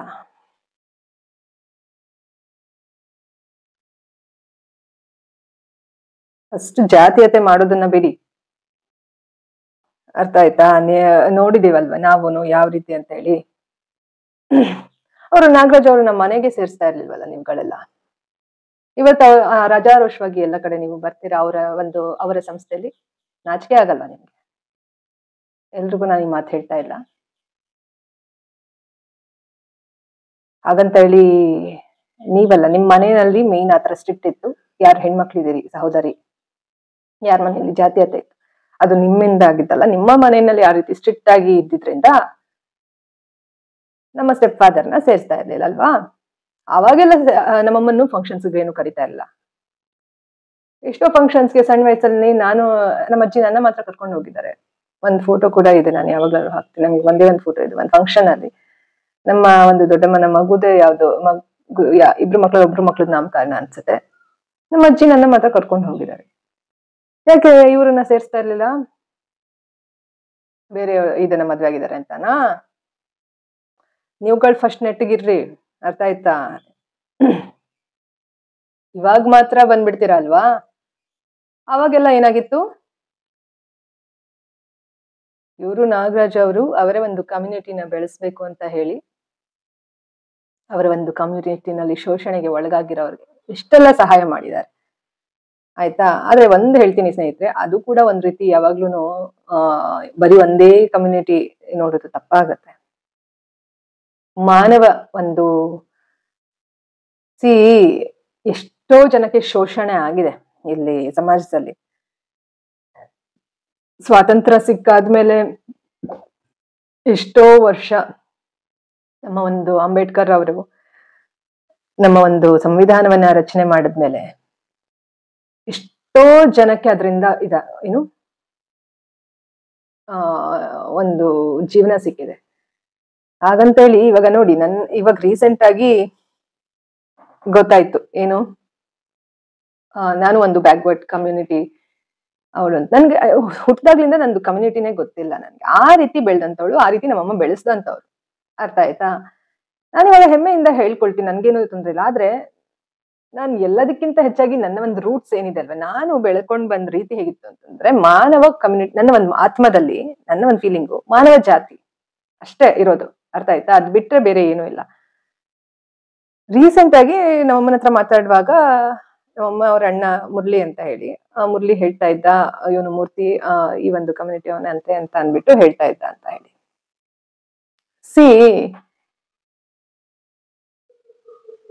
ಈ ಒಂದು ಏನು SC ST ಅಂತ ನಾವೇನಿದೆ ಅಲ್ವಾ, ಅದು ತಲೆಮಾರಿನಿಂದ ಜನರಿಗೆ ಶೋಷಣೆ ಆಗ್ತಾ ಬಂತು ಅಲ್ವಾ, ಆ ಒಂದು ಕಾರಣಕ್ಕೆ ರಿಸರ್ವೇಶನ್ಸ್ ಅಂತ ಮಾಡಿದ್ದು. ಹಾಗೆ ನೋಡಕ್ ಹೋದ್ರೆ ಇವಾಗ ನಾನು ನಮ್ಮಮ್ಮನ ಕೇಳ್ಬೋದು, ಅಲ್ಲಮ್ಮ ನನ್ಗೆ ಆ ಒಂದು ರೈಟ್ಸ್ ಕಿತ್ಕೊಂಡ್ ಬಿಟ್ಟಿದ್ದೀರಲ್ಲ, ಯಾಕಂದ್ರೆ ನನ್ಗೆ ಯಾವುದೇ ರಿಸರ್ವೇಶನ್ ನಾನು ಯೂಸೇ ಮಾಡ್ಕೊಂಡಿಲ್ಲ. ನನ್ನ ಒಂದು ಇದ್ರಲ್ಲಿ ಬ್ರಾಹ್ಮಿನ್ ಅಂತಾನೆ ಎಲ್ಲ ಕಡೆ ಇರೋದು, ಸ್ಕೂಲಲ್ಲಿ ಜನರಲ್ ಅಂತಾನೆ ಎಲ್ಲ ಕಡೆ ಇದ್ದಿದ್ದು. IAS ಗೆ ಹಗ್ಲು ರಾತ್ರಿ ಓದ್ದೆ. ಕಷ್ಟಪಟ್ಟು ಓದಿದ್ರು ನನ್ಗೆ ನನ್ನ ತಂದೆದು ಕಮ್ಯುನಿಟಿ ಏನಾದ್ರು ಅದೇ ಆದ್ರೂ ಕೊಟ್ಟಿದ್ರೆ ಅಟ್ಲೀಸ್ಟ್ ಒಂದು ಜಾಬ್ ಆದ್ರೂ ಆಗ್ತಾ ಇತ್ತಲ್ವಾ. ಅದನ್ನು ನಾನೇನು ಇವಾಗ ರಿಗ್ರೆಟೇ ಮಾಡ್ಕೊಳ್ಳಲ್ಲ, ಯಾಕಂತಂದ್ರೆ ಎಲ್ಲದಕ್ಕಿಂತ ಮೀರಿ ನನ್ಗೊಂದು ಜ್ಞಾನೋದಯಗಳು ಕೊಟ್ಟಿದ್ದಾನೆ ದೇವ್ರು, ಮಾನವ ಜಾತಿ ಅಂತ ಹೇಳಿ. ಇವಾಗ ಈ ಸಮತಾ ಅವರೇನೇನೆ ಅಣ್ಣಾಜಿ ಅಂತ ಬರ್ತಾ ಇದ್ರಲ್ವಾ, ಎಲ್ಲ ಬುಕ್ಸ್ಗಳು ಬರ್ದಿರೋದನ್ನ, ಪ್ರಶಸ್ತಿಗಳು ತಗೊಂಡಿರೋದನ್ನ ನೀವೆಲ್ಲ ನೋಡಿರ್ಬೋದು. ನನ್ಗೆ ಯಾಕೆ ಅವ್ರ ಮೇಲೆ ಸಿಟ್ಟು ಅಂತಂದ್ರೆ, ಹತ್ರದಿಂದ ನಾನು ನೋಡಿದ್ದೀನಿ ಅವರ ಒಂದು ಬಿಹೇವಿಯರ್ನ, ಆಯ್ತಾ? ಸೊ ಎಲ್ಲರ ಮುಂದೆ ಒಂಥರ ತೋರ್ಸೋದ್ ರೀತಿನೇ ಬೇರೆ. ಒಂದ್ ಎಕ್ಸಾಂಪಲ್ ಕೊಡ್ತೀನಿ, ನಮ್ಮ ಅಮ್ಮನ ಒಂದು ಎಮೋಷನ್ ಹೇಗೆ ಇವರು ಯೂಸ್ ಮಾಡ್ತಾರೆ ಅಂತ ಹೇಳಿ. ಯಾಕೆ ಅಂತ ವಿತ್ ಎಕ್ಸಾಂಪಲ್ ಕೊಡ್ತೀನಿ ನಾನು. ಮೊನ್ನೆ 2023 ಹೀಗೆ ಉಡುಪಿಗೆ ಬಂದಿದ್ರು, ಕಾರ್ ಮಾಡ್ಕೊಂಡಿಲ್ಲ. ನಮ್ಮಮ್ಮ, ಸಮತಾ ಅವರು ಮತ್ತೆ ಇನ್ನೊಬ್ರು ಯಾರೋ ಇದಾರೆ, ಶಾಂತ ಅಂತ, ಆಯ್ತಾ? ಇವ್ರ ಫ್ರೆಂಡ್ಸ್ ಗ್ರೂಪ್ ಎಲ್ಲ ಕೂಡ, ಯಾಕೆ ಹೆಸರು ಹೇಳ್ತಿದ್ದೀನಿ ಅಂತಂದ್ರೆ, ನನ್ ಜೊತೆ ಅವರು ಫೋಟೋಗಳೆಲ್ಲ ತೆಗೆಸ್ಕೊಂಡು ಇಲ್ಲಿ ನನ್ ಜೊತೆ ಬಂದವರು, ಆಯ್ತಾ? ಇದು ನನ್ನ ಒಂದು ತಾಯಿಗೆ ಸಂಬಂಧಪಟ್ಟಿದ್ದು, ಹಾಗಾಗಿ ನಾನು ಓಪನ್ ಆಗಿ ಮಾತಾಡ್ತಾ ಇದ್ದೀನಿ. ಸ್ನೇಹಿತರೆ ಕಾಲ್ ಬಂದಿತ್ತು, ನನ್ ಸ್ಕೂಟಿ ಕಲಿತಾ ಇದ್ದೀನಲ್ಲ, ಸೊ ಮೇಡಮ್ ಕಾಲ್ ಮಾಡಿದ್ರು. ಸೊ ಹೋಗಿ ಬರ್ತೀನಿ. ಸೊ ಅದಕ್ಕೆ ಇವಾಗ ಕಟ್ ಮಾಡಿದ್ದು ವಿಡಿಯೋ, ಬಂದ್ಬಿಟ್ಟು ಕಂಟಿನ್ಯೂ ಮಾಡ್ತೀನಿ. ಓಕೆನಾ, ಬಾಯ್.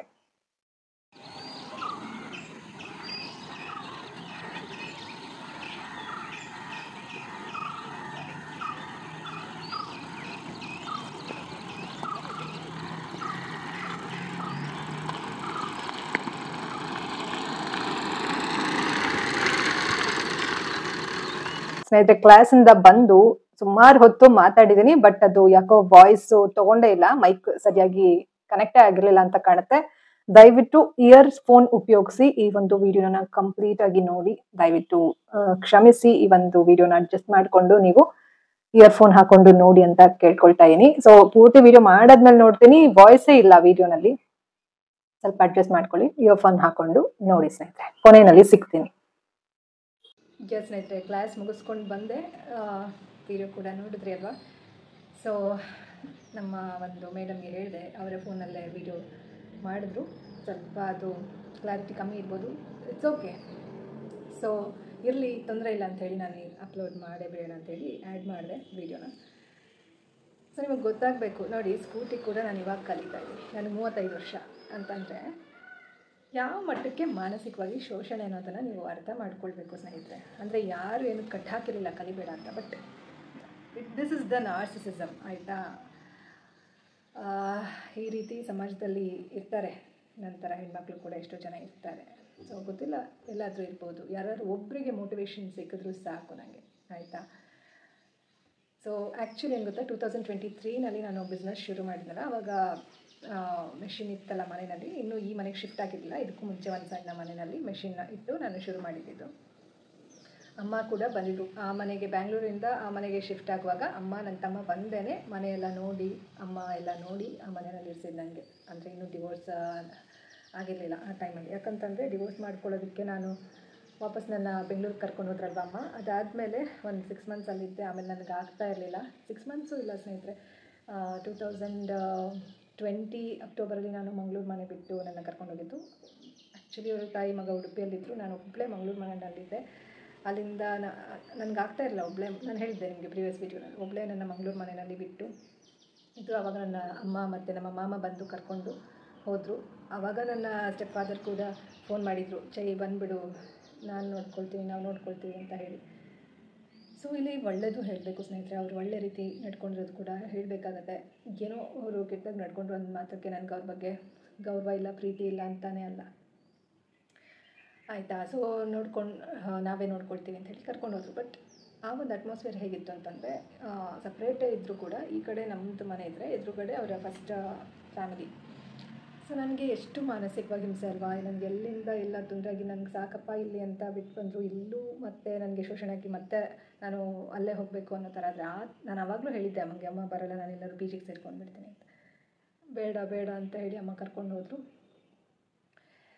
ಸರಿ, ನನಗಲ್ಲಿ ಜಾಸ್ತಿ ದಿವಸ ಇರೋಕ್ಕಾಗಲಿಲ್ಲ. 2021 ಮಾರ್ಚ್ ಟೈಮಲ್ಲಿ ನಾನು ಹೇಳಿದೆ, ಉಡುಪಿಲಿ ಎಲ್ಲರೂ ಬಾಡಿಗೆಗೆ ನಾನು ನೋಡ್ತೀನಿ ಅಂತ ಆನ್ಲೈನಲ್ಲಿ ನೋಡ್ತಾ ಇದ್ದೆ, OLXಲ್ಲಿ. ಸರಿ, ಅಮ್ಮನೂ ನೋಡ್ತಾಯಿದ್ರು, ನನಗೆಲ್ಲ ಸಪೋರ್ಟ್ ಮಾಡಿದ್ರು, ಕರ್ಕೊಂಡು ಬಂದು ಬಿಟ್ಟರು, ಆಯಿತಾ. ಆಯಿತು, ಅವರೇ, ನಾನು ಒಬ್ಬಳೇ ಬದುಕಬೇಕು, ನನಗಾಗದ ಏನು ತಲೆಯಲ್ಲಿ, ಎಲ್ಲಿ ನನಗೆ ಶೋಷಣೆ ಆಯಿತೋ ಅಲ್ಲೇ ನಾನು ಬೆಳಿಬೇಕು ಅನ್ನೋದು ನನಗೆ ಬಂದುಬಿಡ್ತು. ಅಂದರೆ ಉಡುಪಿಲಿಂದ ನನಗೆ ತೊಂದರೆ ಆಗಿದ್ದಲ್ವ, ಇಲ್ಲೇ ಇರಬೇಕು ಅನ್ನೋದು ಆ ಒಂದು ಮೈಂಡ್ಸೆಟ್ ಇತ್ತು. ಜೊತೆಗೆ ಇದು ಒಂದೇ ಅಲ್ಲ ಸ್ನೇಹಿತರೆ, ನೀವೇ ಯೋಚನೆ ಮಾಡಿ, ನನಗೆ ಎಲ್ಲಿಂದ ಶೋಷಣೆ ಆಯಿತು ಅಲ್ಲಿಯ ಮತ್ತೆ ಅಲ್ಲೇ ಹೋಗಬೇಕು ಅಂತ ಅಂದ್ರೂ ಕಷ್ಟ ಆಗುತ್ತೆ, ಅದು ಮಾನಸಿಕವಾಗಿ ಕಷ್ಟ ಆಗುತ್ತೆ. ಹಾಗಂತೇಳಿ ನನಗೆ ಮತ್ತೆ ಅಲ್ಲೇನಾದ್ರು ಟಾರ್ಚರ್ ಆಗ್ತಿತ್ತು ನಮ್ಮ ಮನೇಲಿ, ಇಲ್ಲ ಆ ಥರ ಏನಿಲ್ಲ. ಬಟ್ ಅಲ್ಲಿ ನಮಗೆ ಪ್ರೈವಸಿನೂ ಇರ್ತಿರಲಿಲ್ಲ. ಅಲ್ಲಿ ಬರೀ ನಾನು, ಅಮ್ಮ, ನನ್ನ ತಮ್ಮ ಮತ್ತು ಇವರು ಸ್ಟೆಪ್ ಫಾದರ್, ಇಷ್ಟೇ ಅಲ್ಲ, ಬೇರೆ ಎಲ್ಲ ರಿಲೇಷನ್ಶಿಪ್ಗಳು, ಅಂದರೆ ಬೇರೆ ಒಂದು ಅವರ ಮಕ್ಕಳು ಮೊಮ್ಮಕ್ಕಳು, ಈ ಥರ ಎಲ್ಲ ಇರುವಂಥ ಅಟ್ಮಾಸ್ಫಿಯರಲ್ಲಿ ಅದು ಕಷ್ಟ ಆಗುತ್ತೆ ಒಂದು ಹೆಣ್ಮಗಳಿಗೆ. ಯಾಕಂದರೆ ಒಂದಷ್ಟು ವರ್ಷಗಳ ಕಾಲ ಜಾಯಿಂಟಲ್ಲಿ ನಾವು ಇರಬೇಕಾದ ಪರಿಸ್ಥಿತಿ ಬಂದಿದ್ದಾಗ ನಾನು ಎಲ್ಲರಿಂದ ಶೋಷಣೆಗೆ ನಾವು ಒಳಗಾಗಿದ್ದೀವಿ, ನಾನು, ನನ್ನ ತಾಯಿ, ನನ್ನ ತಮ್ಮ, ಆಯಿತಾ. ಈ ಥರ ಒಂದು ಪರಿಸ್ಥಿತಿನಲ್ಲಿ ತುಂಬ ಅದು ಹೇಳೋಕ್ಕೆ ಅಸಾಧ್ಯ. ಆ ಥರ ನಾನೇನು ಮಾಡಿದೆ, ಒಬ್ಬಳೇ ಬದುಕೋಣ ಅಂತ ಹೇಳಿ ನಾನು ಹೇಳಿದೆ ಉಡುಪಿಗೆ ಬಂದುಬಿಡ್ತೀನಿ, ಕರ್ಕೊಂಡು ಬಂದೆಲ್ಲ ಇಲ್ಲಿ ಬಿಟ್ಟರು. ಸೊ ಆ ರೀತಿ, ಸೊ ಹಾಗೆ ನನ್ನ ಒಂದು ಜೀವನ, ಆಯಿತಾ. ಸೊ ನಾನು ಏನು ಹೇಳಿಕೊಟ್ಟಿದ್ದು ಅಂದರೆ, ಇಲ್ಲಿ 2021 ಮಾರ್ಚಿಂದ ನಾನು ಇಲ್ಲಿ ಉಡುಪಿಲಿ ಇರೋಕ್ಕೆ ಶುರು ಮಾಡಿದೆ ಅಲ್ವಾ. ಆ ಮನೆಯಲ್ಲಿ ಇದ್ದಿದ್ದು, ಈ ಮನೆಗೆ ಮುಂಚೆ ಆ ಮನೇಲಿ. ಅಲ್ಲಿ ನಂದು ಡಿವೋರ್ಸ್ ಆಗಿದ್ದು 2023 ಫೆಬ್ರವರಿನಲ್ಲಿ. ಅಲ್ಲಿವರೆಗೂ ನಾನು Udupi to Bangalore up and down ಹೋಗಿ ಬರ್ತಾಯಿದ್ದೆ ಕೇಸ್ಗೆ. ಸೊ ಆಮೇಲೆ 23ಕ್ಕೆ ನಂದು 2023 ಫೆಬ್ರವರಿಗೆ ಡಿವೋರ್ಸ್ ಆಯಿತು. ಎಲ್ಲ ಅಮ್ಮ ಮಾಡಿಸ್ಕೊಟ್ರು. ಮಧ್ಯದಲ್ಲಿ ಇವರು ಸ್ಟೆಪ್ ಫಾದರ್ ತೀರ್ಕೊಳ್ತಾರೆ. ಆವಾಗಲೂ ನಾನು ಹೋಗೋಕ್ಕಾಗಲ್ಲ, ಕೊರೋನಾ ಟೈಮು. ಆವಾಗ ಈ ಥರ ಎಲ್ಲ ಇರುವಾಗ ಒಬ್ಬಳೇ ತುಂಬ ಹೋರಾಡಿದ್ದೀನಿ ಸ್ನೇಹಿತರೆ. ತುಂಬ ಅಂದರೆ ಪಾಪ ನಮ್ಮ ಅಮ್ಮನಿಗೆ ಅವ್ರಿಗೂ ಕೊರೋನಾ ಬಂತು, ಅವ್ರೂ ಅನುಭವಿಸಿದ್ದಾರೆ. ಇಲ್ಲೆಲ್ಲರೂ ಅನುಭವಿಸಿದ್ದೀವಿ ಆಯಿತಾ. ಒಬ್ಬರು ಅಂತ ಅಲ್ಲ, ಪ್ರತಿಯೊಬ್ಬರು. ಇವನ್ ಅವರು ನಮ್ಮ ಸ್ಟೆಪ್ ಫಾದರ್ ಕೂಡ ಕೊನೆಯಲ್ಲಿ ತುಂಬ ಸಫರ್ ಆಗಿದ್ದಾರೆ. ನಾವು ಎಷ್ಟು ಕೆಟ್ಟದ್ದು ಹೇಳ್ತೀವಿ ಅಷ್ಟು ಒಳ್ಳೆಯದೂ ಆಗಿದೆ, ಇಲ್ಲ ಅಂತ ಅಲ್ಲ. ಆದರೆ ಒಂದು ಹೆಣ್ಣು ಅಂತ ಬಂದಾಗ ನಮ್ಮ ಒಂದು ನ್ಯಾಯಯುತವಾಗಿ ನಾವು ಬದುಕ್ತಾ ಇದ್ದೀವಿ ಅಂತಂದರೆ, ಇವಾಗ ನನಗೇನು ಮದುವೆನೇ ಆಗಿಲ್ಲಪ್ಪ ಅಂತಂದರೆ ಆಯಿತು, ಅಲ್ಲಿ ಹೋಗೆಲ್ಲ ಇರೋಣ. ನನಗೊಂದು ಐಡೆಂಟಿಟಿನೂ ಸಿಗ್ತಾ ಇಲ್ಲ ಅಂತ ಅಂದಾಗ, ಒಂದು ಐಡೆಂಟಿಟಿ ಪ್ರಶ್ನೆ ಬಂದಾಗ ಸ್ನೇಹಿತರೆ ಕಷ್ಟ ಆಗುತ್ತೆ. ನನಗೆ ಒಂದು ಐಡೆಂಟಿಟಿ ಸಿಕ್ಕಿಲ್ಲ ಅಂತಂದರೆ ಎರಡೂ ಹೇಳಬೇಕು, ಒಳ್ಳೆಯದು ಹೇಳಬೇಕು, ಕೆಟ್ಟದ್ದು ಹೇಳೋದಾದರೆ ಅಲ್ವಾ. ಸೊ ಅದಕ್ಕೋಸ್ಕರ ನಾನು ನನ್ನ ಒಂದು ಹಾದಿನಲ್ಲಿ ಇದ್ದೀನಿ. ಸೊ 2023 ಹೀಗೆ ಬಿಸ್ನೆಸ್ ನಡೆಸೋ ಟೈಮಲ್ಲಿ ಯಾಕೆ ಈ ಪಾಯಿಂಟ್ಸ್ ಎಲ್ಲ ಹೇಳ್ತಿದ್ದೀನಿ ಅಂದರೆ, ನಾನು ಆವಾಗಲೂ ಒಂದು 5-6 ಡೇಸ್ ಗಾಡಿ ಕಲ್ತಿದ್ದೆ ಆಯಿತಾ. ನನ್ನ ಒಂದು ಇನ್ಸ್ಟಾಗ್ರಾಮಲ್ಲಿ ಯಾವುದೋ ಒಂದು ಸ್ಟೇಟಸಲ್ಲೂ ಕೂಡ ಗಾಡಿ ಇಟ್ಕೊಂಡಿರೋದು ಅಪ್ಲೋಡ್ ಮಾಡಿದ್ದೆ ಸ್ಟೋರಿನಲ್ಲಿ. ಇವಾಗಲೂ ಹೈಲೈಟ್ಸಲ್ಲೆಲ್ಲ ಇರ್ಬೋದು. ಅಂದರೆ ನಾನು ಏನಕ್ಕೆ ಹೇಳಿದ್ದು ಅಂದರೆ, ಆಗಲೂ ಒಂದು 5-6 ಡೇಸ್ ಕಲಿತೆ ಅಷ್ಟೇ. ಅದಾದಮೇಲೆ ಅದೇ ಈ ಬಿಸ್ನೆಸ್ಸಲ್ಲಿ ಎಲ್ಲ ಒಬ್ಬಳೇ ಹ್ಯಾಂಡಲ್ ಮಾಡ್ತಾಯಿದ್ದೀನಿ. ನೋಡ್ಕೊಂಡು ಖರ್ಚು ಮಾಡಬೇಕಾಗತ್ತೆ ಒಂದೊಂದು ರೂಪಾಯಿನೂ. ಹಾಗಾಗಿ ನಾನೇನು ಮಾಡಿದೆ, ಗಾಡಿ ಸದ್ಯಕ್ಕೆ ಬೇಡ ಅಂತ ಸುಮ್ಮನೆ ಆಗಿಬಿಟ್ಟಿದ್ದೆ. ಹಾಗಾಗಿ ನಾನು ಇವಾಗ ಮತ್ತೆ ಕಲಿತಾ ಇದ್ದೀನಿ. ಈಗಲೂ ಏನು ಈಸಿ ಇಲ್ಲ ಜೀವನ. ಬಟ್ ಹಾಗಂತ ಹೇಳಿ ನನಗೆ ಏನು ಸಿಂಪತಿ ಯಾರಾದರೂ ಹೆಲ್ಪ್ ಮಾಡಬೇಕು ಆ ಥರ ಎಲ್ಲ ಏನೂ ಇಲ್ಲ. ನನಗೆ ಎಜುಕೇಷನ್ ಕೊಟ್ಟಿದ್ದಾರೆ, ಓದಿಸಿದ್ದಾರೆ. ಆದರೂ ನಾನು ಯಾಕೆ ಜಾಬ್ಗೆ ಹೋಗೋಕ್ಕಾಗ್ತಿಲ್ಲ ಅಂದರೆ, ನಾನೇ ಇನ್ನೂ ಹೀಲ್ ಆಗ್ತಾಯಿದ್ದೀನಿ. ನಾನು ಈ ಥರ ಎಲ್ಲ ಮೈಂಡ್ಸೆಟ್ ಇಟ್ಕೊಂಡು ಎಲ್ಲಿ ಜಾಬ್ ಮಾಡೋದು, ಇನ್ನೂವರೆಗೂ ಮೆಂಟಲಿ ನನಗೆ ಟಾರ್ಚರ್ ಆಗ್ತಾನೇ ಇದೆ ಅಂತ ಅಂದರೆ ಅದು ಏನಾಗುತ್ತೆ ಗೊತ್ತಾ. ಇಲ್ಲಿ ಅಮ್ಮ ನನ್ನ ಅಷ್ಟು ಪ್ರೀತಿ ಮಾಡಿದವರು ಸದಾಕಾಲ ನನ್ನ ಜೊತೆ ಇರೋಕ್ಕೆ ಸಾಧ್ಯ ಇಲ್ಲ. ಯಾವಾಗಲಾದ್ರು ಒಂದು ಸತಿ ಜೊತೆಗೆ ನನ್ನ ಒಂದು ಭಾವನೆಗಳಿಗೆ emotionally she is not available, she is not capable of that. ಅವರೇ ಒಂದು ಮಗು ಮೈಂಡ್ಸೆಟ್ಟಲ್ಲಿರುವಾಗ ನಿಜವಾದ ತಾಯಿ ಪ್ರೀತಿ ಕೊಡೋದಕ್ಕೆ ಸಾಧ್ಯ ಇಲ್ಲ. ಅದು ನನಗೆ ಎಫೆಕ್ಟ್ ಆಗ್ತಾಯಿದೆ ಇವಾಗ ಆಯಿತಾ. ಹಾಗಾಗಿ ಸೊ ನಾನು ಇದಕ್ಕೂ ಮುಂಚೆ ಗಾಡಿ ಇವತ್ತು ಕ್ಲಾಸ್ಗೆ ಹೋಗೋಕ್ಕೆ ಮುಂಚೆ ಒಂದು ಪಾಯಿಂಟ್ ಹೇಳ್ತಾ ಇದ್ದೆ. ಅಂದರೆ ನಿಮ್ಗೆ ಹೇಳಿದ್ನಲ್ವ, ಈ ಸಮತಾ ಅವ್ರ ಬಗ್ಗೆ ಮಾತಾಡುವಾಗ ಅವ್ರು ಎಷ್ಟು ಎಮೋಷ್ನಲಿ ಅಬ್ಯೂಸ್ ಮಾಡ್ತಾರೆ ಅಂತಂದರೆ ಅದೆಲ್ಲ ಗೊತ್ತಾಗಲ್ಲ. ಅಂದರೆ ಒಂದು ಎಕ್ಸಾಂಪಲ್ ನಾನು ಹೇಳ್ತೀನಿ ನಿಮಗೆ, ಯಾವಾಗಲೇ ಹೇಳ್ತಾ ಇದ್ದೆ. ಅಂದರೆ ಒಬ್ರಿಗೊಬ್ರು ಇಲ್ಲಿ ಎಮೋಷ್ನಲ್ ಅಬ್ಯೂಸ್ ಅಂತ ಅಂದರೆ ಹಾಗಲ್ಲ ಸ್ನೇಹಿತರೆ. ಅದೇ ಕೆಟ್ಟಾಗಿ ಯೋಚನೆ ಮಾಡಬೇಡಿ. ಎನರ್ಜಿ ಡ್ರೈನ್ ಮಾಡೋಂಥದ್ದು, ಎಮೋಷ್ನಲಿ ಒಂದು ಎನರ್ಜಿನ ಡ್ರೈನ್ ಮಾಡೋದಕ್ಕೆ ಹಂಗೆ ಹೇಳೋದು ಆಯಿತಾ. ಅಂದರೆ ಇವಾಗ ನೋಡಿ, ಎಕ್ಸಾಂಪಲ್ ಹೇಳಿದ್ರೆ ಮಲ್ಪೆಗೆ ಬಂದಾಗ ಒಂದು ದಿವಸ ನನ್ನ ಅಮ್ಮ ಅವರು ಯಾರೋ ಮೂರನೇ ವ್ಯಕ್ತಿ, ಅವ್ರು ಎಷ್ಟೇ ಏನೋ ಕ್ಲೋಸ್ ಫ್ರೆಂಡ್ಸ್ ಇರ್ಬೋದು, ಬಟ್ ಮೊನ್ನೆ ಬಂದವರು ಅವರು, ನಾನಿದ್ದೀನಿ, ನನ್ನ ತಮ್ಮ ಇದ್ದಾನೆ, ನಮ್ಮಮ್ಮನ ಇಬ್ಬರು ಫ್ರೆಂಡ್ಸ್ ಇದ್ದಾರೆ. ಮಲ್ಪೆ ಇದರಲ್ಲಿ ರೂಮ್ ಬುಕ್ ಮಾಡಿದರು. ಸರಿ, ನಾನು ಮನೆಯಿಂದ ಮಲ್ಪೆಗೆ ಹೋಗಿದ್ದೆ ಅವತ್ತು ಸಂಜೆ, ಅಲ್ಲಿ ಭೇಟಿ ಆಗೋಣ ಅಂತೇಳಿ. ಅದಕ್ಕೆ ಹಿಂದಿನ ದಿವಸ 2 ಡೇಸ್ ನಾವೆಲ್ಲ ಟ್ರಿಪ್ ಮಾಡಿದ್ವಿ. ಅಂದರೆ ಇದ್ರ ಹತ್ರ ಬೀಚ್ ಹತ್ರ ಎಲ್ಲ ಕರ್ಕೊಂಡು ಹೋಗ್ತೀವಿ. ನಂದು ಒಂದು ಇದೇ ಯೂಟ್ಯೂಬಲ್ಲಿ ಶಾರ್ಟ್ಸಲ್ಲಿ ನಂದು ಒಂದು ವಾಕ್ ಮಾಡಿರೋದು ಬೀಚ್, ಹಳೇದಲ್ಲ, ರೀಸೆಂಟಾಗಿ ಒಂದು ಕಟ್ಟೆ ಮೇಲೆ ಒಂದು ವಾಕ್ ಮಾಡಿರೋದು ಒಂದು ಶಾರ್ಟ್ಸ್ ಇದೆ. ಅದು ನನ್ನ ತಮ್ಮನೇ ಹಿಡಿದಿದ್ದು ಆಯಿತಾ. ಸೊ ನಾವೆಲ್ಲ ಒಟ್ಟಿಗೆ ಹೋದಾಗ ಅಲ್ಲಿ ಹಿಡಿದಿದ್ದು. ಹೀಗೆ ಅವಾಗೊಮ್ಮೆ ಇವಾಗೊಮ್ಮೆ ಯಾವಾಗಲೂ 1 ಸತಿ 2 ಸತಿ ಭೇಟಿಯಾಗಿರೋದು. ಅಂದರೆ ಈ ಒಂದಿಷ್ಟು ಟೈಮ್ ಪೀರಿಯಡಲ್ಲಿ ಒಬ್ಬಳೇ ಇರೋಕ್ಕೆ ಶುರು ಮಾಡಿದ್ಮೇಲೆ. ಆವತ್ತಿನ ದಿವಸ ಮಲ್ಪೆನಲ್ಲಿ ಅದೇ ಬೀಚ್ ಹತ್ರ ಇನ್ನೇನು ಸಂಜೆ ಆಲ್ಮೋಸ್ಟ್ ಕತ್ಲಾಗ್ತಾ ಇದೆ. ನಾನು ಕೊಡೆ ಹಿಡ್ಕೊಂಡು ಒಂದು ಶಾರ್ಟ್ ಇದೆ, ಅದು ಕೂಡ ಶಾರ್ಟ್ಸಲ್ಲಿದೆ, ಕೊಡೆ ಹಿಡ್ಕೊಂಡಿರೋದು. ಅದು ಕೂಡ ನನ್ನ ತಮ್ಮ ಶೂಟ್ ಮಾಡಿರೋದು. ಪಾಪ ಅಲ್ಲೂ ಕೂಡ ಬೀಚಲ್ಲಿ ನನ್ನ ತಮ್ಮ ಇಂದು ಸಂಜೆ ಅಂತ ಹೇಳಿ ಬರ್ತಿದ್ದಾನೆ. ಅಲ್ಲೂ ಕೂಡ ನನ್ನ ತಮ್ಮ ಸಂಸ್ಥೆ ಹೆಸರನ್ನು ಮರಳ ಮೇಲೆ ಬರ್ತಿದ್ದಾನೆ. ಅಷ್ಟು ಒಂದು ತಂದೆ ಮೇಲೆ ಇರುವಂಥ ಪ್ರೀತಿ ತೋರಿಸುತ್ತೆ ಆಯಿತಾ. ಅದೇ ರೀತಿ ನನಗೂ ಕೂಡ ಅವನಿಗೆ ಹೇಗೆ ತಂದೆ ಮೇಲೆ ಪ್ರೀತಿ ಇದೆ, ಅದೇ ರೀತಿ ನನಗೂ ಕೂಡ ನನಗೆ ಮಲ ತಂದೆ ಮೇಲೆ ಗೌರವ ಇದೆ. ಜೊತೆಗೆ ತಾಯಿ ಮೇಲೆ ಅಷ್ಟೇ ಪ್ರೀತಿ ತೋರಿಸ್ಬಾರ್ದ ನಾನು. ನಮ್ಮಮ್ಮನಿಗಾಗಿದ್ದು ಶೋಷಣೆ ನೋಡ್ಕೊಂಡು ಬೆಳೆದವಳಲ್ವ ನಾನು. ಸೊ ಅದು ಎಕ್ಸಾಂಪಲ್ ಹೇಳಿ ನನಗೆ. ಆ ಟೈಮಲ್ಲಿ ಇವರು ಸಮತ ಅವರು ನೀರು ಹತ್ರ, ಬೀಚ್ ಅದು ಮಲ್ಪೆ ಏನದು ರೆಸಾರ್ಟ್ ಹತ್ರ ಫುಲ್ ಕತ್ಲಾಗ್ತಾ ಇದೆ. ಸಮುದ್ರ ಅದು, ಏನೋ ಕೆರೆ ಅಲ್ಲ, ಇದಲ್ಲ, ದೊಡ್ಡ ಸಮುದ್ರ. ಅಲ್ಲಿ ಸ್ವಲ್ಪ ಮುಂದೆ ಹೋಗ್ತಾನೆ ಇದ್ದಾರೆ ಇವರು ಸಮತ ಮೇಡಮ್. ಸರಿ ಮೇಡಮ್ ಅಂತ ಅಂದರೂ ಬರೋದು ನೋಡಿ ಬಾಯಿಗೆ. ನನಗೇನೋ ಅವ್ರ ಬಗ್ಗೆ ದ್ವೇಷ ಇಲ್ಲ, ಬಟ್ ಅಷ್ಟೊಂದು ಹೊಗಳ್ತಾ ನಮ್ಮಮ್ಮ ರಟ್ಟಕ್ಕೆ ಏರಿಸ್ತಾ ಇದ್ದಾರೆ. ಅದರಿಂದ ನನಗೆ ಎಫೆಕ್ಟ್ ಆಗ್ತಾಯಿದೆ. ಸರಿ ಅವರು ನೀರ ಹತ್ರ ಮುಂದೆ ಹೋಗ್ತಾ ಇದ್ದಾರೆ, ನಮ್ಮಮ್ಮ ಕಿರಿಸ್ತಾ ಇದ್ದಾರೆ ಬೇಡ ಬೇಡ ಬೇಡ ಅಂತ. ಅವ್ರು ಹೋಗ್ತಿದ್ರೆ ನಮ್ಮಮ್ಮ ಕಿರಿಸ್ತಾ ಇದ್ದಾರೆ. ಅಂದರೆ ಎಮೋಷ್ನಲಿ ನಮ್ಮಮ್ಮ ಒಂಥರ ನಮ್ಮಮ್ಮನ ರಿಯಾಕ್ಷನ್ಗೋಸ್ಕರ ಅವ್ರು ಹಂಗೆ ಮಾಡ್ತಾ ಇರ್ತಾರೆ. ಈಗ ನಾನು ಯಾವಾಗಲೂ 2015 ಟೈಮಲ್ಲಿ ಕೊಯಂಬತ್ತೂರಿಗೆ ಹೋಗಿದ್ವಿ. ಇವರು ಒಂದು ನಮ್ಮ ಸ್ಟೆಪ್ ಫಾದರ್ ಅವ್ರದ್ದು ಸ್ವಲ್ಪ ಕ್ಯಾನ್ಸರ್ದಕ್ಕೆ ಟ್ರೀಟ್ಮೆಂಟ್ ನೋಡೋದಕ್ಕೋಸ್ಕರ. ಆ ಟೈಮಲ್ಲಿ ಅಲ್ಲಿ ಬೀಚ್ ಹತ್ರ ನಾನು ಇನ್ನೂ ನೀರ ಹತ್ರ ಹೋಗೇ ಇಲ್ಲ, ಸ್ವಲ್ಪ ದೂರ ಇದ್ದೀನಿ. ಆಗಲೇ ನಮ್ಮಮ್ಮ ಕಿರಿಸ್ತಾ ಇದ್ದಾರೆ. ಅಂದರೆ ನಮ್ಮಮ್ಮ ಒಂಥರ ಎಮೋಷ್ನಲಿ ಇನ್ನೂ ಒಂಥರ ಮೆಚುರಿಟಿನೇ ಬರ್ತಾ ಇಲ್ಲ ಅವ್ರಿಗೆ. ಆಯಿತಾ, ಆವಾಗ ಅವ್ರು ಕಿರ್ಚುವಾಗ ನಾನು ಹೋಗಲೇ ಇಲ್ಲ, ನೀವು ಸ್ವಲ್ಪ ದೂರನೇ ಇದ್ದೆ. ಇನ್ನು ಮುಂದೆ ಹೋಗ್ಬಿಟ್ಟಿದ್ರೆ ಇನ್ನು ಅವ್ರಿಗೋಸ್ಕರ ನಾನು ಸುಮ್ಮನಿದ್ದೆ. ಇಲ್ಲೇನಾಗುತ್ತೆ ಗೊತ್ತಾ, ನಾವು ಅವರು ಯಾರೋ ಬೇರೆಯವರು, ಅಂದರೆ ನಮ್ಮ ಒಂದು ರಕ್ತ ಸಂಬಂಧ ಎಲ್ಲ ಏನಿಲ್ಲ. ಅವ್ರಿಗೆ ನಾವು ಎಷ್ಟು ಅಂತ ಹೇಳೋಕ್ಕಾಗತ್ತೆ. ಅವರು ಮಾಡಿದ್ದೇ ಮಾಡ್ತಾರೆ. ಅವ್ರು ಇಷ್ಟೊತ್ತವರೆಗೂ ಅಲ್ಲೇ ಇದ್ದಾರೆ. ಬರಲಿಲ್ಲ. ನಮ್ಮಮ್ಮ ಹೇಳ್ತಾರೆ ಸಮು ಅಂತ ಕರೀತಾರೆ. ಸಮು ಬೇಡ ಬೇಡ ಬೇಡ ಸಮು ಬನ್ನಿ ಈ ಕಡೆ ಬನ್ನಿ ಅಂತ ಕಿರ್ಚ್ತಾ ಇದ್ದಾರೆ. ನನಗೆ ಹೆಂಗೆ ಅಂದರೆ, ಈ ನಮ್ಮಮ್ಮ ಆಲ್ರೆಡಿ ಲೈಫಲ್ಲಿ ಇಷ್ಟು ಸಫರ್ ಆಗಿದ್ದಾರೆ. ಇವಾಗ ಯಾರಿಗೋಸ್ಕರನೋ ಇವ್ರ ಎಮೋಷನ್ ಡ್ರೈನ್ ಮಾಡ್ತಿದ್ದಾರೆ. ಒಂದು ಸಮಾಧಾನತೆ ಇಲ್ಲ. ಇವರ ರಿಯಾಕ್ಷನ್ಗೋಸ್ಕರ ಅವ್ರು ಕ್ರೇವ್ ಮಾಡ್ತಾರೆ. ಮತ್ತು ಇವ್ರದ್ದು ಎಲ್ಲ ಏಜ್ ಆಗಿರೋರು, ಸ್ವಲ್ಪ ಎಲ್ಲ ದೊಡ್ಡವರು, ಆಯಿತಾ. ಹೇಗೆ ಅಂದರೆ ಒಳ್ಳೆ ಮಕ್ಕಳ ಥರ ಬಿಹೇವ್ ಮಾಡ್ತಾರೆ. ಸ್ಟೇಜಸ್ ಮೇಲೆ ಮಾತ್ರ ಒಳ್ಳೆ ದೊಡ್ಡ ಒಂದು ಭಾಷಣ ಕೊಡೋದು ಇದು ಮಾಡೋದೆಲ್ಲ ಮಾಡ್ತಾರೆ. ಬಟ್ ಬಿಹೈಂಡ್ ದ ಸೀನ್ ಮಕ್ಳ ಥರ ಇರ್ತಾರೆ ಇವರೆಲ್ಲ. ಎಮೋಷ್ನಲ್ ಮೆಚುರಿಟಿ ಇರೋಲ್ಲ ಅಂಥವ್ರ ಹತ್ರ. ನಮಗೆ ನಾವು ಎಮೋಷ್ನಲ್ ಮೆಚುರಿಟಿ ಇರೋರು ಒಂದು ಇರೋದನ್ನು ಕಷ್ಟ ಆಗ್ಬಿಡುತ್ತೆ. ನಾವೇ ಒಂದು ಅಲ್ಲಿ ಅಸ್ತಿತ್ವನೇ ಇಲ್ದಿರಂಗೆ ನಮ್ಗೆ ಆಗಿಬಿಡುತ್ತೆ. ಈ ಥರ ಒಂದು ಅಟ್ಮಾಸ್ಫಿಯರ್ ಇವ್ರ ಫ್ರೆಂಡ್ಸ್ ಜೊತೆ. ಆಮೇಲೆ ಇವ್ರು 3 ಜನ ರೂಮಲ್ಲಿದ್ದಾರೆ. ನನ್ನ ತಮ್ಮ ಒಂದು ರೂಮಲ್ಲಿ 2 ರೂಮ್ ಮಾಡ್ಕೊಂಡಿದ್ದಾರೆ. ಅಷ್ಟು ಎಮೋಷ್ನಲ್ ಡ್ರೈನ್ ಆಯಿತು. ಕೊನೆಗೆ ಅವ್ರು ಬರಲೇ ಇಲ್ಲ. ನಾವಾಗಲೇ ಬಂದುಬಿಟ್ವಿ, ಅಯ್ಯೋ ಇವ್ರು ಬರೋದಿಲ್ಲ, ನಾವು ಹೋಗ್ಬಿಡೋಣ ಅಂಥೇಳಿ. ಆಲ್ರೆಡಿ ಕತ್ಲಾಗ್ತಾಯಿದೆ, ಸಮುದ್ರದಿಂದ ಎಳ್ಕೊಂಡು ಹೋಗ್ಬಿಟ್ರೆ ಅನ್ನೋ ಭಯ ಅಲ್ವಾ ಸ್ನೇಹಿತರೆ. ಜಸ್ಟ್ ಇಮ್ಯಾಜಿನ್, ಜೋರಾಗಿ ಅಲೆ ಬರ್ತಾ ಇದೆ, ಇವ್ರು ತುಂಬ ಮುಂದೆ ಹೋಗ್ತಿದ್ದಾರೆ, ಯಾರೂ ಇಲ್ಲ. ಜನ ಇರೋ ಕಡೆ ಇದ್ದರೆ ಪರವಾಗಿಲ್ಲ, ಯಾರೂ ಇಲ್ಲ. ಫುಲ್ಲು ಇವರು ಸಮೇತ ಅವ್ರು ಫುಲ್ಲು ಮುಂದೆ ನಿಂತಿದ್ದಾರೆ. ಫುಲ್ಲು ಇನ್ನೇನದು ಅಲೆ ಬಂದು ಎಳ್ಕೊಂಡು ಹೋಗೋ ಥರ ಫೀಲ್ ಆಗ್ತಾ ಇದೆ. ಇಲ್ಲಿ ನಮ್ಮಮ್ಮ ಕಿರ್ಚ್ತಾ ಇದ್ದಾರೆ, ಬೇಡ ಸಮು ಈ ಕಡೆ ಬನ್ನಿ ಅಂತ. ಅವರು ಬರ್ತಾನೇ ಇಲ್ಲ. ನನಗೇನು ಫೀಲ್ ಅಂದರೆ, ನಮ್ಮಮ್ಮನ ಯಾಕೆ ಎಮೋಷನ್ ಡ್ರೈನ್ ಆಗ್ತಾ ಇದೆ, ನಮ್ಮಮ್ಮ ಆರಾಮಾಗಿರ್ಬೇಕಲ್ವ, ಆರಾಮಾಗಿ ಫೀಲ್ ಮಾಡಬೇಕಲ್ವ ಅಂತ ನನಗೆ. ಇದು ಜಸ್ಟ್ ಎಕ್ಸಾಂಪಲ್, ಆಯಿತಾ. ನಿಜ ಇವ್ರು ದೊಡ್ಡವರೇ ಹೀಗೆ ಮಾಡಿದ್ರೆ ಎಲ್ಲ 55 ವರ್ಷ 57 ವರ್ಷದವರು, ನಮ್ಮ ಕತೆ ಏನಾಗಬೇಕು ಹೇಳಿ. ಆರಾಮಾಗಿ ಇರ್ಸೋಣ ಅಮ್ಮನ್ನ ಅಂತ ಅಂದರೆ ಆಗ್ತಾಯಿಲ್ಲ, ಅದು ಪ್ರಾಬ್ಲಮ್. ಸರಿ, ಜಸ್ಟ್ ಎಕ್ಸಾಂಪಲ್. ಇನ್ನು ಒಂದು ಏನಾದ್ರು ಒಂದೆಲ್ಲರೂ ಹೋದರೆ ಒಂದಷ್ಟು ಫೋಟೋಸ್, ನಾವು ಫೋಟೋ ತೊಗೊಳ್ತೀವಿ, ನಮ್ಮದು ತೆಗಿತೀವಿ. ಆದರೆ ಇವರೆಲ್ಲ ದೊಡ್ಡವರು ಒಂದು ಕಡೆ ಹೋದರೆ ಫುಲ್ಲು ಮಕ್ಳ ಥರ ಒಂದಷ್ಟು ಹಾಗೆ ನಿಲ್ಲಿ ಹೀಗೆ ನಿಲ್ಲಿ ಅಂತ, ಅದಕ್ಕೇ ಬೇಕಾದ್ರೆ ಒಂದು 2 hours ಟೈಮ್ ಸ್ಪೆಂಡ್ ಮಾಡಿಬಿಡ್ತಾಯಿದ್ರು. ನಾನು ಸುಮಾರು ಸತಿ ಆ ಥರ ಆಗಿದೆ, ನನಗೆ ಎಕ್ಸ್ಪೀರಿಯೆನ್ಸ್.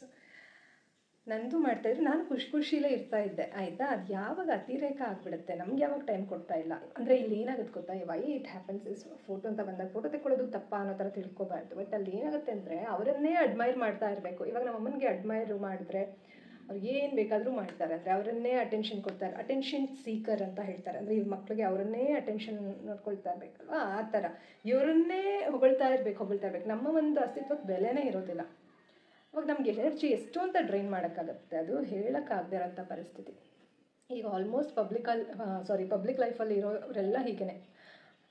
ಏನಂತಂದರೆ ಅಟೆನ್ಷನ್ ಸೀಕರ್ಸ್. ಅವರನ್ನೇ ಹೊಗಳ್ಬೇಕು, ನೀನೇ ಇಂದ್ರ, ನೀನೇ ಚಂದ್ರ ಅಂತ ಹೇಳ್ತಾನೆ ಇರಬೇಕು. ಅವ್ರಿಗೆ ಹೇಗೆ ಗೊತ್ತಾ, ಇದು ಹೇಗೆ ವರ್ಕ್ ಆಗುತ್ತೆ ಅಂದರೆ, ಒಂದು ಬೌಲ್ ಇರುತ್ತೆ ಅಂದ್ಕೊಳ್ಳೋಣ, ಒಂದು ಲೋಟ, ಅದು ತೂತಾಗಿರುತ್ತೆ ಅಂದ್ಕೊಳ್ಳೋಣ. ಅದಕ್ಕೆ ನೀರು ಹಾಕ್ತಾ ಇರ್ತೀವಿ. ಎಷ್ಟೇ ನೀರು ಹಾಕಿದ್ರೂ ತೂತಾಗಿರೋ ಬೌಲ್ ಏನಾಗುತ್ತೆ, ನೀರು ಚೆಲ್ತಾನೆ ಇರುತ್ತೆ. ಎಷ್ಟೇ ಹಾಕಿದ್ರೂ ತುಂಬುತ್ತಾ ಇಲ್ಲ. ಆ ಥರ ಇವರು ಒಂದು ಮೈಂಡ್ ಆ ಥರ ಇರುತ್ತೆ. ನಾವು ಎಷ್ಟೇ ಕೊಡ್ತಾ ಇರ್ತೀವಿ, ನಮ್ಮ ಅಟೆನ್ಷನ್ ಕೊಡ್ತೀವಿ, ನಮ್ಮ ಪ್ರೀತಿ ಕೊಡ್ತೀವಿ, ನಮ್ಮ ಒಂದು ಎಲ್ಲ ಎನರ್ಜಿ ಕೊಡ್ತಾ ಇರ್ತೀವಿ, ಅದು ಚೆಲ್ತಾ ಹೋಗ್ತಾ ಇರುತ್ತೆ. ಇಸ್ಕೊಳ್ತಾ ಇರ್ತಾರೆ, ನಾವು ಚೆಲ್ತಾ ಹೋಗ್ತಾ ಇರುತ್ತೆ, ಮತ್ತೆ ಇಸ್ಕೊಳ್ತಾರೆ, ಚೆಲ್ತಾ ಇರ್ತಾರೆ. ಅವ್ರ ಕಡೆಯಿಂದ ನಮಗೇನೂ ಸಿಗೋಲ್ಲ. ನಮ್ಗೆ ಅಟೆನ್ಷನ್ ಆಗಿರ್ಬೋದು, ನಮ್ಗೆ ಕೊಟ್ಟರು ಕೂಡ ಆಮೇಲೆ ಕೆಲವೊಂದು ಸತಿ ಕೊಡೋ ಥರ ಟ್ರೈ ಮಾಡ್ತಾರೆ, ನಮಗೂ ಅಟೆನ್ಷನ್ ಕೊಡೋ ಥರ.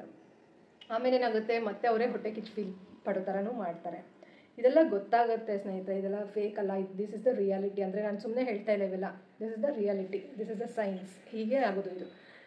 ಅವ್ರ ಬ್ರೈನ್ ಬೇರೆ ಥರ ವರ್ಕ್ ಆಗ್ತಾ ಇರುತ್ತೆ, ನನ್ನ ಒಂದು ಬ್ರೈನ್ ಬೇರೆ ಥರ ವರ್ಕ್ ಆಗ್ತಾ ಇರುತ್ತೆ. ಎಂಪತ್ಗಳ ಬ್ರೈನ್ ಅಂದರೆ ಅಂದರೆ ಇಲ್ಲಿ 80 ನಾರ್ಸಿಸಿಸ್ಟ್ಗಳು ಅಂತ ಅಂದರೆ ಒಳ್ಳೆಯವರು ಕೆಟ್ಟವರು ಅಂತಲ್ಲ, ಪದೇ ಹೇಳ್ತಾ ಇದ್ದೀನಿ. ಇಲ್ಲಿ ಕಾನ್ಷಿಯಸ್ ಪೀಪಲ್ ಮತ್ತು ಅನ್ಕಾನ್ಷಿಯಸ್ ಪೀಪಲ್, ಆಯಿತಾ. ಅಂದರೆ ಅವರು ಒಂದು ಸಬ್ಕಾನ್ಷಿಯಸ್ನ ಫುಲ್ಲು ಸಪ್ರೆಸ್ ಮಾಡಿಬಿಟ್ಟಿದ್ದಾರೆ, ಒಂದು ಅನ್ಕಾನ್ಷಿಯಸ್ಸಲ್ಲಿ ಬದುಕ್ತಾ ಇದ್ದಾರೆ. ನಮಗೆ ಏನಾಗ್ಬಿಟ್ಟಿದೆ, ಅವೇಕಂಡ್ ಸೋಲ್ಸ್ ನಾವು. ಅಂದರೆ ನಮಗೆ ಒಂದು ಮೆಚುರಿಟಿ ಲೆವೆಲ್ ಬಂದು ಒಂದು ಅವೇಕ್ ಆಗಿದ್ದೀವಿ ನಾವು, ಆಯಿತಾ. ಅನ್ಕಾನ್ಷಿಯಸ್ಸಲ್ಲಿಲ್ಲ. ನಮ್ಮ ಸಬ್ಕಾನ್ಷಿಯಸ್ ಅಲ್ಲಿ ಏನಿದೆ ಅಲ್ವಾ, ಅದು ನಮ್ಮ ಮೈಂಡಲ್ಲೂ ಕೂಡ ಇದೆ. ಸೊ ಈ ರೀತಿ ಸ್ನೇಹಿತರೆ ಇದೆಲ್ಲ. ಸೊ ಏನಕ್ಕಿದೆಲ್ಲ ಹೇಳ್ತಾ ಇದ್ದೀನಿ ಅಂತಂದರೆ, ಅದೇ ಯಾರೂ ಸುಮ್ಮನೆ ನೀವು ಮಾತಾಡೋಕ್ಕೆ ಹೋಗಬೇಡಿ. ಈಗ ನೋಡಿ, ನೀವು ಇಷ್ಟರ ಮಟ್ಟಕ್ಕೆ ಲಿಮಿಟ್ ಮೀರೋ ಥರ ನನಗೆ ಮಾಡಿದ್ರಿಂದ ನಾನು ಮಾತಾಡಬೇಕಾದ ಪರಿಸ್ಥಿತಿ. ಇದು ಮೇಯ್ನ್ ಆಗ್ತಾ ಇರೋದೇ ನಮ್ಮಮ್ಮ ಬಟ್ ಇಲ್ಲಿ ರೀಸನ್ ಅವರೊಬ್ಬರೇ ಅಂತ ಹೇಳೋಕ್ಕಾಗಲ್ಲ. ಅವ್ರ ಸುತ್ತಮುತ್ತ ಇರೋರೆಲ್ಲ ಅವರನ್ನು ಅಟ್ಟಕ್ಕೆ ಏರಿಸೋ ಥರ ತುಂಬ ಹೋಗಲಿ ಏನು ಮಾಡ್ತಾ ಇದ್ದಾರೆ, ಅವರಿಂದ ಒಂದು ಅವ್ರಿಗೇನು ಯಾವ ರೀತಿ ಬೇಕು ಎನರ್ಜಿ ಡ್ರೈನ್ ಅಂತ ಅಂದರೆ, ಇಲ್ಲಿ ಬರೀ ಎಲ್ಲರೂ ದುಡ್ಡುಗೋಸ್ಕರನೂ ಮಾಡ್ತಾರೆ ಅಂತ ಅಲ್ಲ ಸ್ನೇಹಿತರೆ. ಇಲ್ಲಿ ಏನಾಗುತ್ತೆ ಅಂತಂದರೆ, ಅವರ ಒಂದು ಇಂಡಿವಿಜುವಾಲಿಟಿ ಇರೋದಿಲ್ಲ. ಅವಾಗ ಏನಾಗುತ್ತೆ, ಬೇರೆಯವ್ರ ಎನರ್ಜಿ ಮೇಲೆ ಡಿಪೆಂಡ್ ಆಗ್ತಾರೆ, ಎನರ್ಜಿ ಡ್ರೈನ್ ಆಗ್ತಾ ಇರುತ್ತೆ. ನಮ್ಮಂಥವ್ರಿಗೆ ತುಂಬ ಕಷ್ಟ ಇಂಥವ್ರ ಮಧ್ಯೆ ಇರೋದಕ್ಕೆ. ಆದರೆ ನಮ್ಮ ತಾಯಿ ಆಗಿರೋದ್ರಿಂದ, ಸ್ವಂತ ತಾಯಿ ಅಲ್ವಾ, ಅವ್ರ ಹೊಟ್ಟೆಲಿ ಹುಟ್ಟಿರೋ ಅಂಥವಳು, ಹಾಗಾಗಿ ಮನಸ್ಸು ಎಳೆಯುತ್ತೆ. ಏನಕ್ಕೆ ಇದು ಹೇಳ್ತಾ ಇದ್ದೀನಿ ಅಂದರೆ, ನೋಡಿ ನಿನ್ನೆ ರಾತ್ರಿ ಮಲಗಿದಾಗ್ಲೂ ಮನಸ್ಸು ಎಳೆಯುತ್ತೆ ಸ್ನೇಹಿತರೆ. ನಮ್ಮಮ್ಮ ಇರಬೇಕಾಗಿತ್ತು ನನ್ನ ಜೊತೆ, ನಮ್ಮಮ್ಮ ಇರಬೇಕಾಗಿತ್ತು. ಇತ್ತೀಚೆಗಂತೂ ಒಂದು 3-4 ವರ್ಷದಿಂದ ಅಂತೂ ಸಿಕ್ಕಾಪಟ್ಟೆ ಪಬ್ಲಿಕ್ ಲೈಫ್ ಇವ್ರದ್ದು. ಮುಂಚೆಯಿಂದ ಆ ಥರ ಇದ್ದಿದ್ರೆ ಪರವಾಗಿಲ್ಲ ಅಲ್ವಾ, ಎಳೆಯುತ್ತೆ. ಇವಾಗ ಹೊಡೆದು ಬುದ್ಧಿ ಕಲ್ಸೋಕ್ಕೂ ಆಗಲ್ಲ. ಸೊ ಸ್ನೇಹಿತರೆ, ಮಾತಾಡ್ತಾ ನೋಡಿಕೊಂಡೆ ನನ್ನ ಒಂದು ಮೈಕ್ ಯಾಕೋ ಕನೆಕ್ಟೇ ಆಗಿರಲಿಲ್ವಲ್ಲ ಅಂತ ಹೇಳಿ.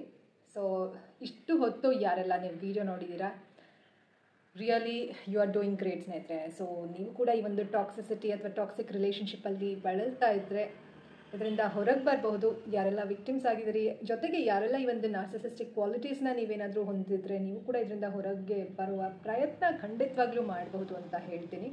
ಸೊ ಅದೇ ನಾನು ಹೇಳೋದಕ್ಕೆ ಹೊರಟಿದ್ದೇನಂತಂದರೆ, ಯಾರೂ ಜಡ್ಜ್ ಮಾಡೋದಕ್ಕೆ ಹೋಗಬೇಡಿ. ನನಗೆ ನಮ್ಮಮ್ಮನ ಮೇಲೆ ಎಷ್ಟು ಪ್ರೀತಿ ಇದೆ ಅಂತ ನಿಮ್ಮಿಂದ ಕೇಳಿ ತಿಳ್ಕೊಳ್ಬೇಕಾಗಿರುವಂಥ ಅವಶ್ಯಕತೆ ಇಲ್ಲ. ಸೊ ನಮ್ಮಮ್ಮ ಕೂಡ ಇನ್ನೂ ಒಂದು ಮಗು ಥರನೇ ಇದ್ದಾರೆ. ಬೇಗ ಅವ್ರಿಗೆ ಒಂದು ಜ್ಞಾನೋದಯ ಆಗಲಿ ಅಂತ ಕೇಳ್ಕೊಳ್ತೀನಿ ದೇವ್ರ ಹತ್ರ. ಸೊ ಯಾವಾಗಲೂ ಕೂಡ ನನ್ನ ತಾಯಿ, ನನ್ನ ತಮ್ಮ, ನನ್ನ ಫ್ಯಾಮಿಲಿನೇ ಆಯಿತಾ, ಮತ್ತು ನನ್ನ ಒಂದು ಎಲ್ಲರೂ ಕೂಡ, ಎಲ್ಲ ಸ್ಟೆಪ್ ಫಾದರ್ ಇರ್ಬೋದು, ನನ್ನ ಒಂದು ಫಾದರ್ ಇರ್ಬೋದು, ನನ್ನ ಒಂದು ತಾಯಿ, ನನ್ನ ತಮ್ಮ, ಎಲ್ಲರೂ ಜೊತೆಗೆ ನನ್ನ ಒಂದು ಯಾರೆಲ್ಲ ನನ್ನ ಎಕ್ಸ್ಟೆಂಡೆಡ್ ಫ್ಯಾಮಿಲಿ ಇದ್ದೀರಿ ಅಂದರೆ, ಯಾರು ನಮ್ಮಮ್ಮನ ಸಹೋದರರು ಎಲ್ಲರೂ ಕೂಡ ಚೆನ್ನಾಗಿರಬೇಕು. ಒಳ್ಳೆ ರೀತಿಯಲ್ಲಿ ಆರೋಗ್ಯವಾಗಿರ್ಬೇಕು. ಎಲ್ಲರೂ ಬೇಗ ಎಲ್ರಿಗೂ ಒಂದು ಮನಸ್ಸಿಗೆ ಶಾಂತಿ ಸಿಗಲಿ ಅಂತ ನಾನು ಒಂದು ಬಯಸ್ತೀನಿ. ಅಂದರೆ ಇನ್ನರ್ ಪೀಸ್ ಸ್ನೇಹಿತರೆ, ನಾವು ಬದುಕಿರುವಾಗ ಇನ್ನರ್ ಪೀಸ್ ಸಿಗಬೇಕು. ಅರ್ಥ ಆಯ್ತಾ? ಒಬ್ಬ ಮನುಷ್ಯ, ನಾವು ಸತ್ತ ಮೇಲೆ ಎಲ್ಲರೂ ರೆಸ್ಟ್ ಇನ್ ಪೀಸ್ ಅಂತ ಹೇಳ್ತಾರಲ್ವಾ, ಅದಕ್ಕಿಂತ ಬದುಕಿರುವಾಗ ಒಳಗಡೆ ನಾವು ಪೀಸ್ನ ಕಂಡುಕೊಳ್ಬೇಕು. ಆಯಿತಾ? ಅದ್ರ ಕಡೆ ಪ್ರಯತ್ನ ಪಡೋಣ. ಅರ್ಥ ಆಯಿತಾ? ಎಲ್ಲರೂ ಸತ್ತ ಮೇಲೆ ನನಗೆ ಅನಿಸೋ ಪ್ರಕಾರ ನಾನು ಫೀಲ್ ಆಗಿದೆ ಅದು. ಅಂದರೆ ಸಾಯೋದು ಯಾರಿಗೂ ಏನು ಎಕ್ಸ್ಪೀರಿಯನ್ಸ್ ಆಗೋಲ್ಲ. ಅಂದರೆ ಈ ಒಂದು ಆತ್ಮ ಅನ್ನೋದಿದೆಯಲ್ವಾ, ಆತ್ಮ ಅನ್ನೋದಿದೆ ಅನ್ನೋದು ಫೀಲ್ ಆಗಿದೆ, ನಿಜವಾಗ್ಲೂ ಫೀಲ್ ಆಗಿದೆ. ಸೊ ಈ ಒಂದು ಸ್ಪಿರಿಚುವಲ್ ಅವೇಕ್ನಿಂಗ್ ಬಗ್ಗೆ ಕೂಡ ನಾನು ನಿಮಗೆ ಕಮಿಂಗ್ ಡೇಸಲ್ಲಿ ವೀಡಿಯೋ ಮಾಡ್ತೀನಿ. ಅಂದರೆ ಸತ್ತ ಮೇಲೆ ನಾನು ಹೇಳೋದು, ದೇಹ ಹೋಗುತ್ತೆ, ಆತ್ಮ ಇಟರ್ನಲ್ ಅನ್ನೋದು ನಿಜ. ಅದು ಸುಮ್ಮನೆ ಬಾಯಿ ಮಾತಿಗೆ ಬುಕ್ಕಲ್ಲಿ ಓದೋಂಥದ್ದಲ್ಲ. ಅದು ಇದು ಯಾರಿಗೆ ಸ್ಪಿರಿಚುವಲ್ ಅವೇಕನಿಂಗ್ ಆಗಿರುತ್ತೆ, ಬದುಕಿರೋರಿಗೆ ಹೇಳ್ತಾ ಇರೋದು, ಅವ್ರಿಗೆ ಗೊತ್ತಾಗುತ್ತೆ ಆತ್ಮ ಅನ್ನೋದು ಇರೋದು ನಿಜ, ಅದಕ್ಕೆ ಸಾವಿಲ್ಲ ಅನ್ನೋದು ಖಂಡಿತವಾಗ್ಲೂ ಫೀಲಿಂಗ್ ಬರುತ್ತೆ. ಸೊ ಆ ಒಂದು ಕಾನ್ಷಿಯಸ್ ಸ್ಟೇಟ್ಗೆ ನಾವು ಎಲ್ಲರೂ ಬೇಗ ತಲುಪೋಣ. ಅಂದರೆ ಯಾರೆಲ್ಲ ಇನ್ನೂ ಅನ್ಕಾನ್ಷಿಯಸ್ಸಲ್ಲಿದ್ದೀರಿ, ನೀವೆಲ್ಲರೂ ಕೂಡ ಕಾನ್ಷಿಯಸ್ ಸ್ಟೇಟಿಗೆ ಬರಬೇಕು. ಸೊ ಈ ಒಂದು ಮನೋವಿಜ್ಞಾನದಲ್ಲಿ, ಮನಃಶಾಸ್ತ್ರದಲ್ಲಿ, ಈವನ್ ಸೈಕಾಲಜಿನಲ್ಲಿ ಇದೆಲ್ಲವನ್ನು ಕೂಡ ಕಲಿತಾ ಹೋಗ್ಬೋದು. ಮುಂದಿನ ದಿನಗಳಲ್ಲಿ ತಿಳಿಸ್ಕೊಡ್ತೀನಿ ಅಂತ ಹೇಳ್ತಾ, ಮುಂದಿನ ಒಂದು ವಿಡಿಯೋನಲ್ಲಿ ಒಂದು ಒಳ್ಳೆ ವಿಚಾರದೊಂದಿಗೆ ನಿಮ್ಮ ಮುಂದೆ ಬರ್ತೀನಿ. ಅಲ್ಲಿವರೆಗೂ think positive, B on optimist, life is beautiful and make the most of it. ಎಲ್ಲರಿಗೂ ಶುಭವಾಗಲಿ. ಧನ್ಯವಾದಗಳು.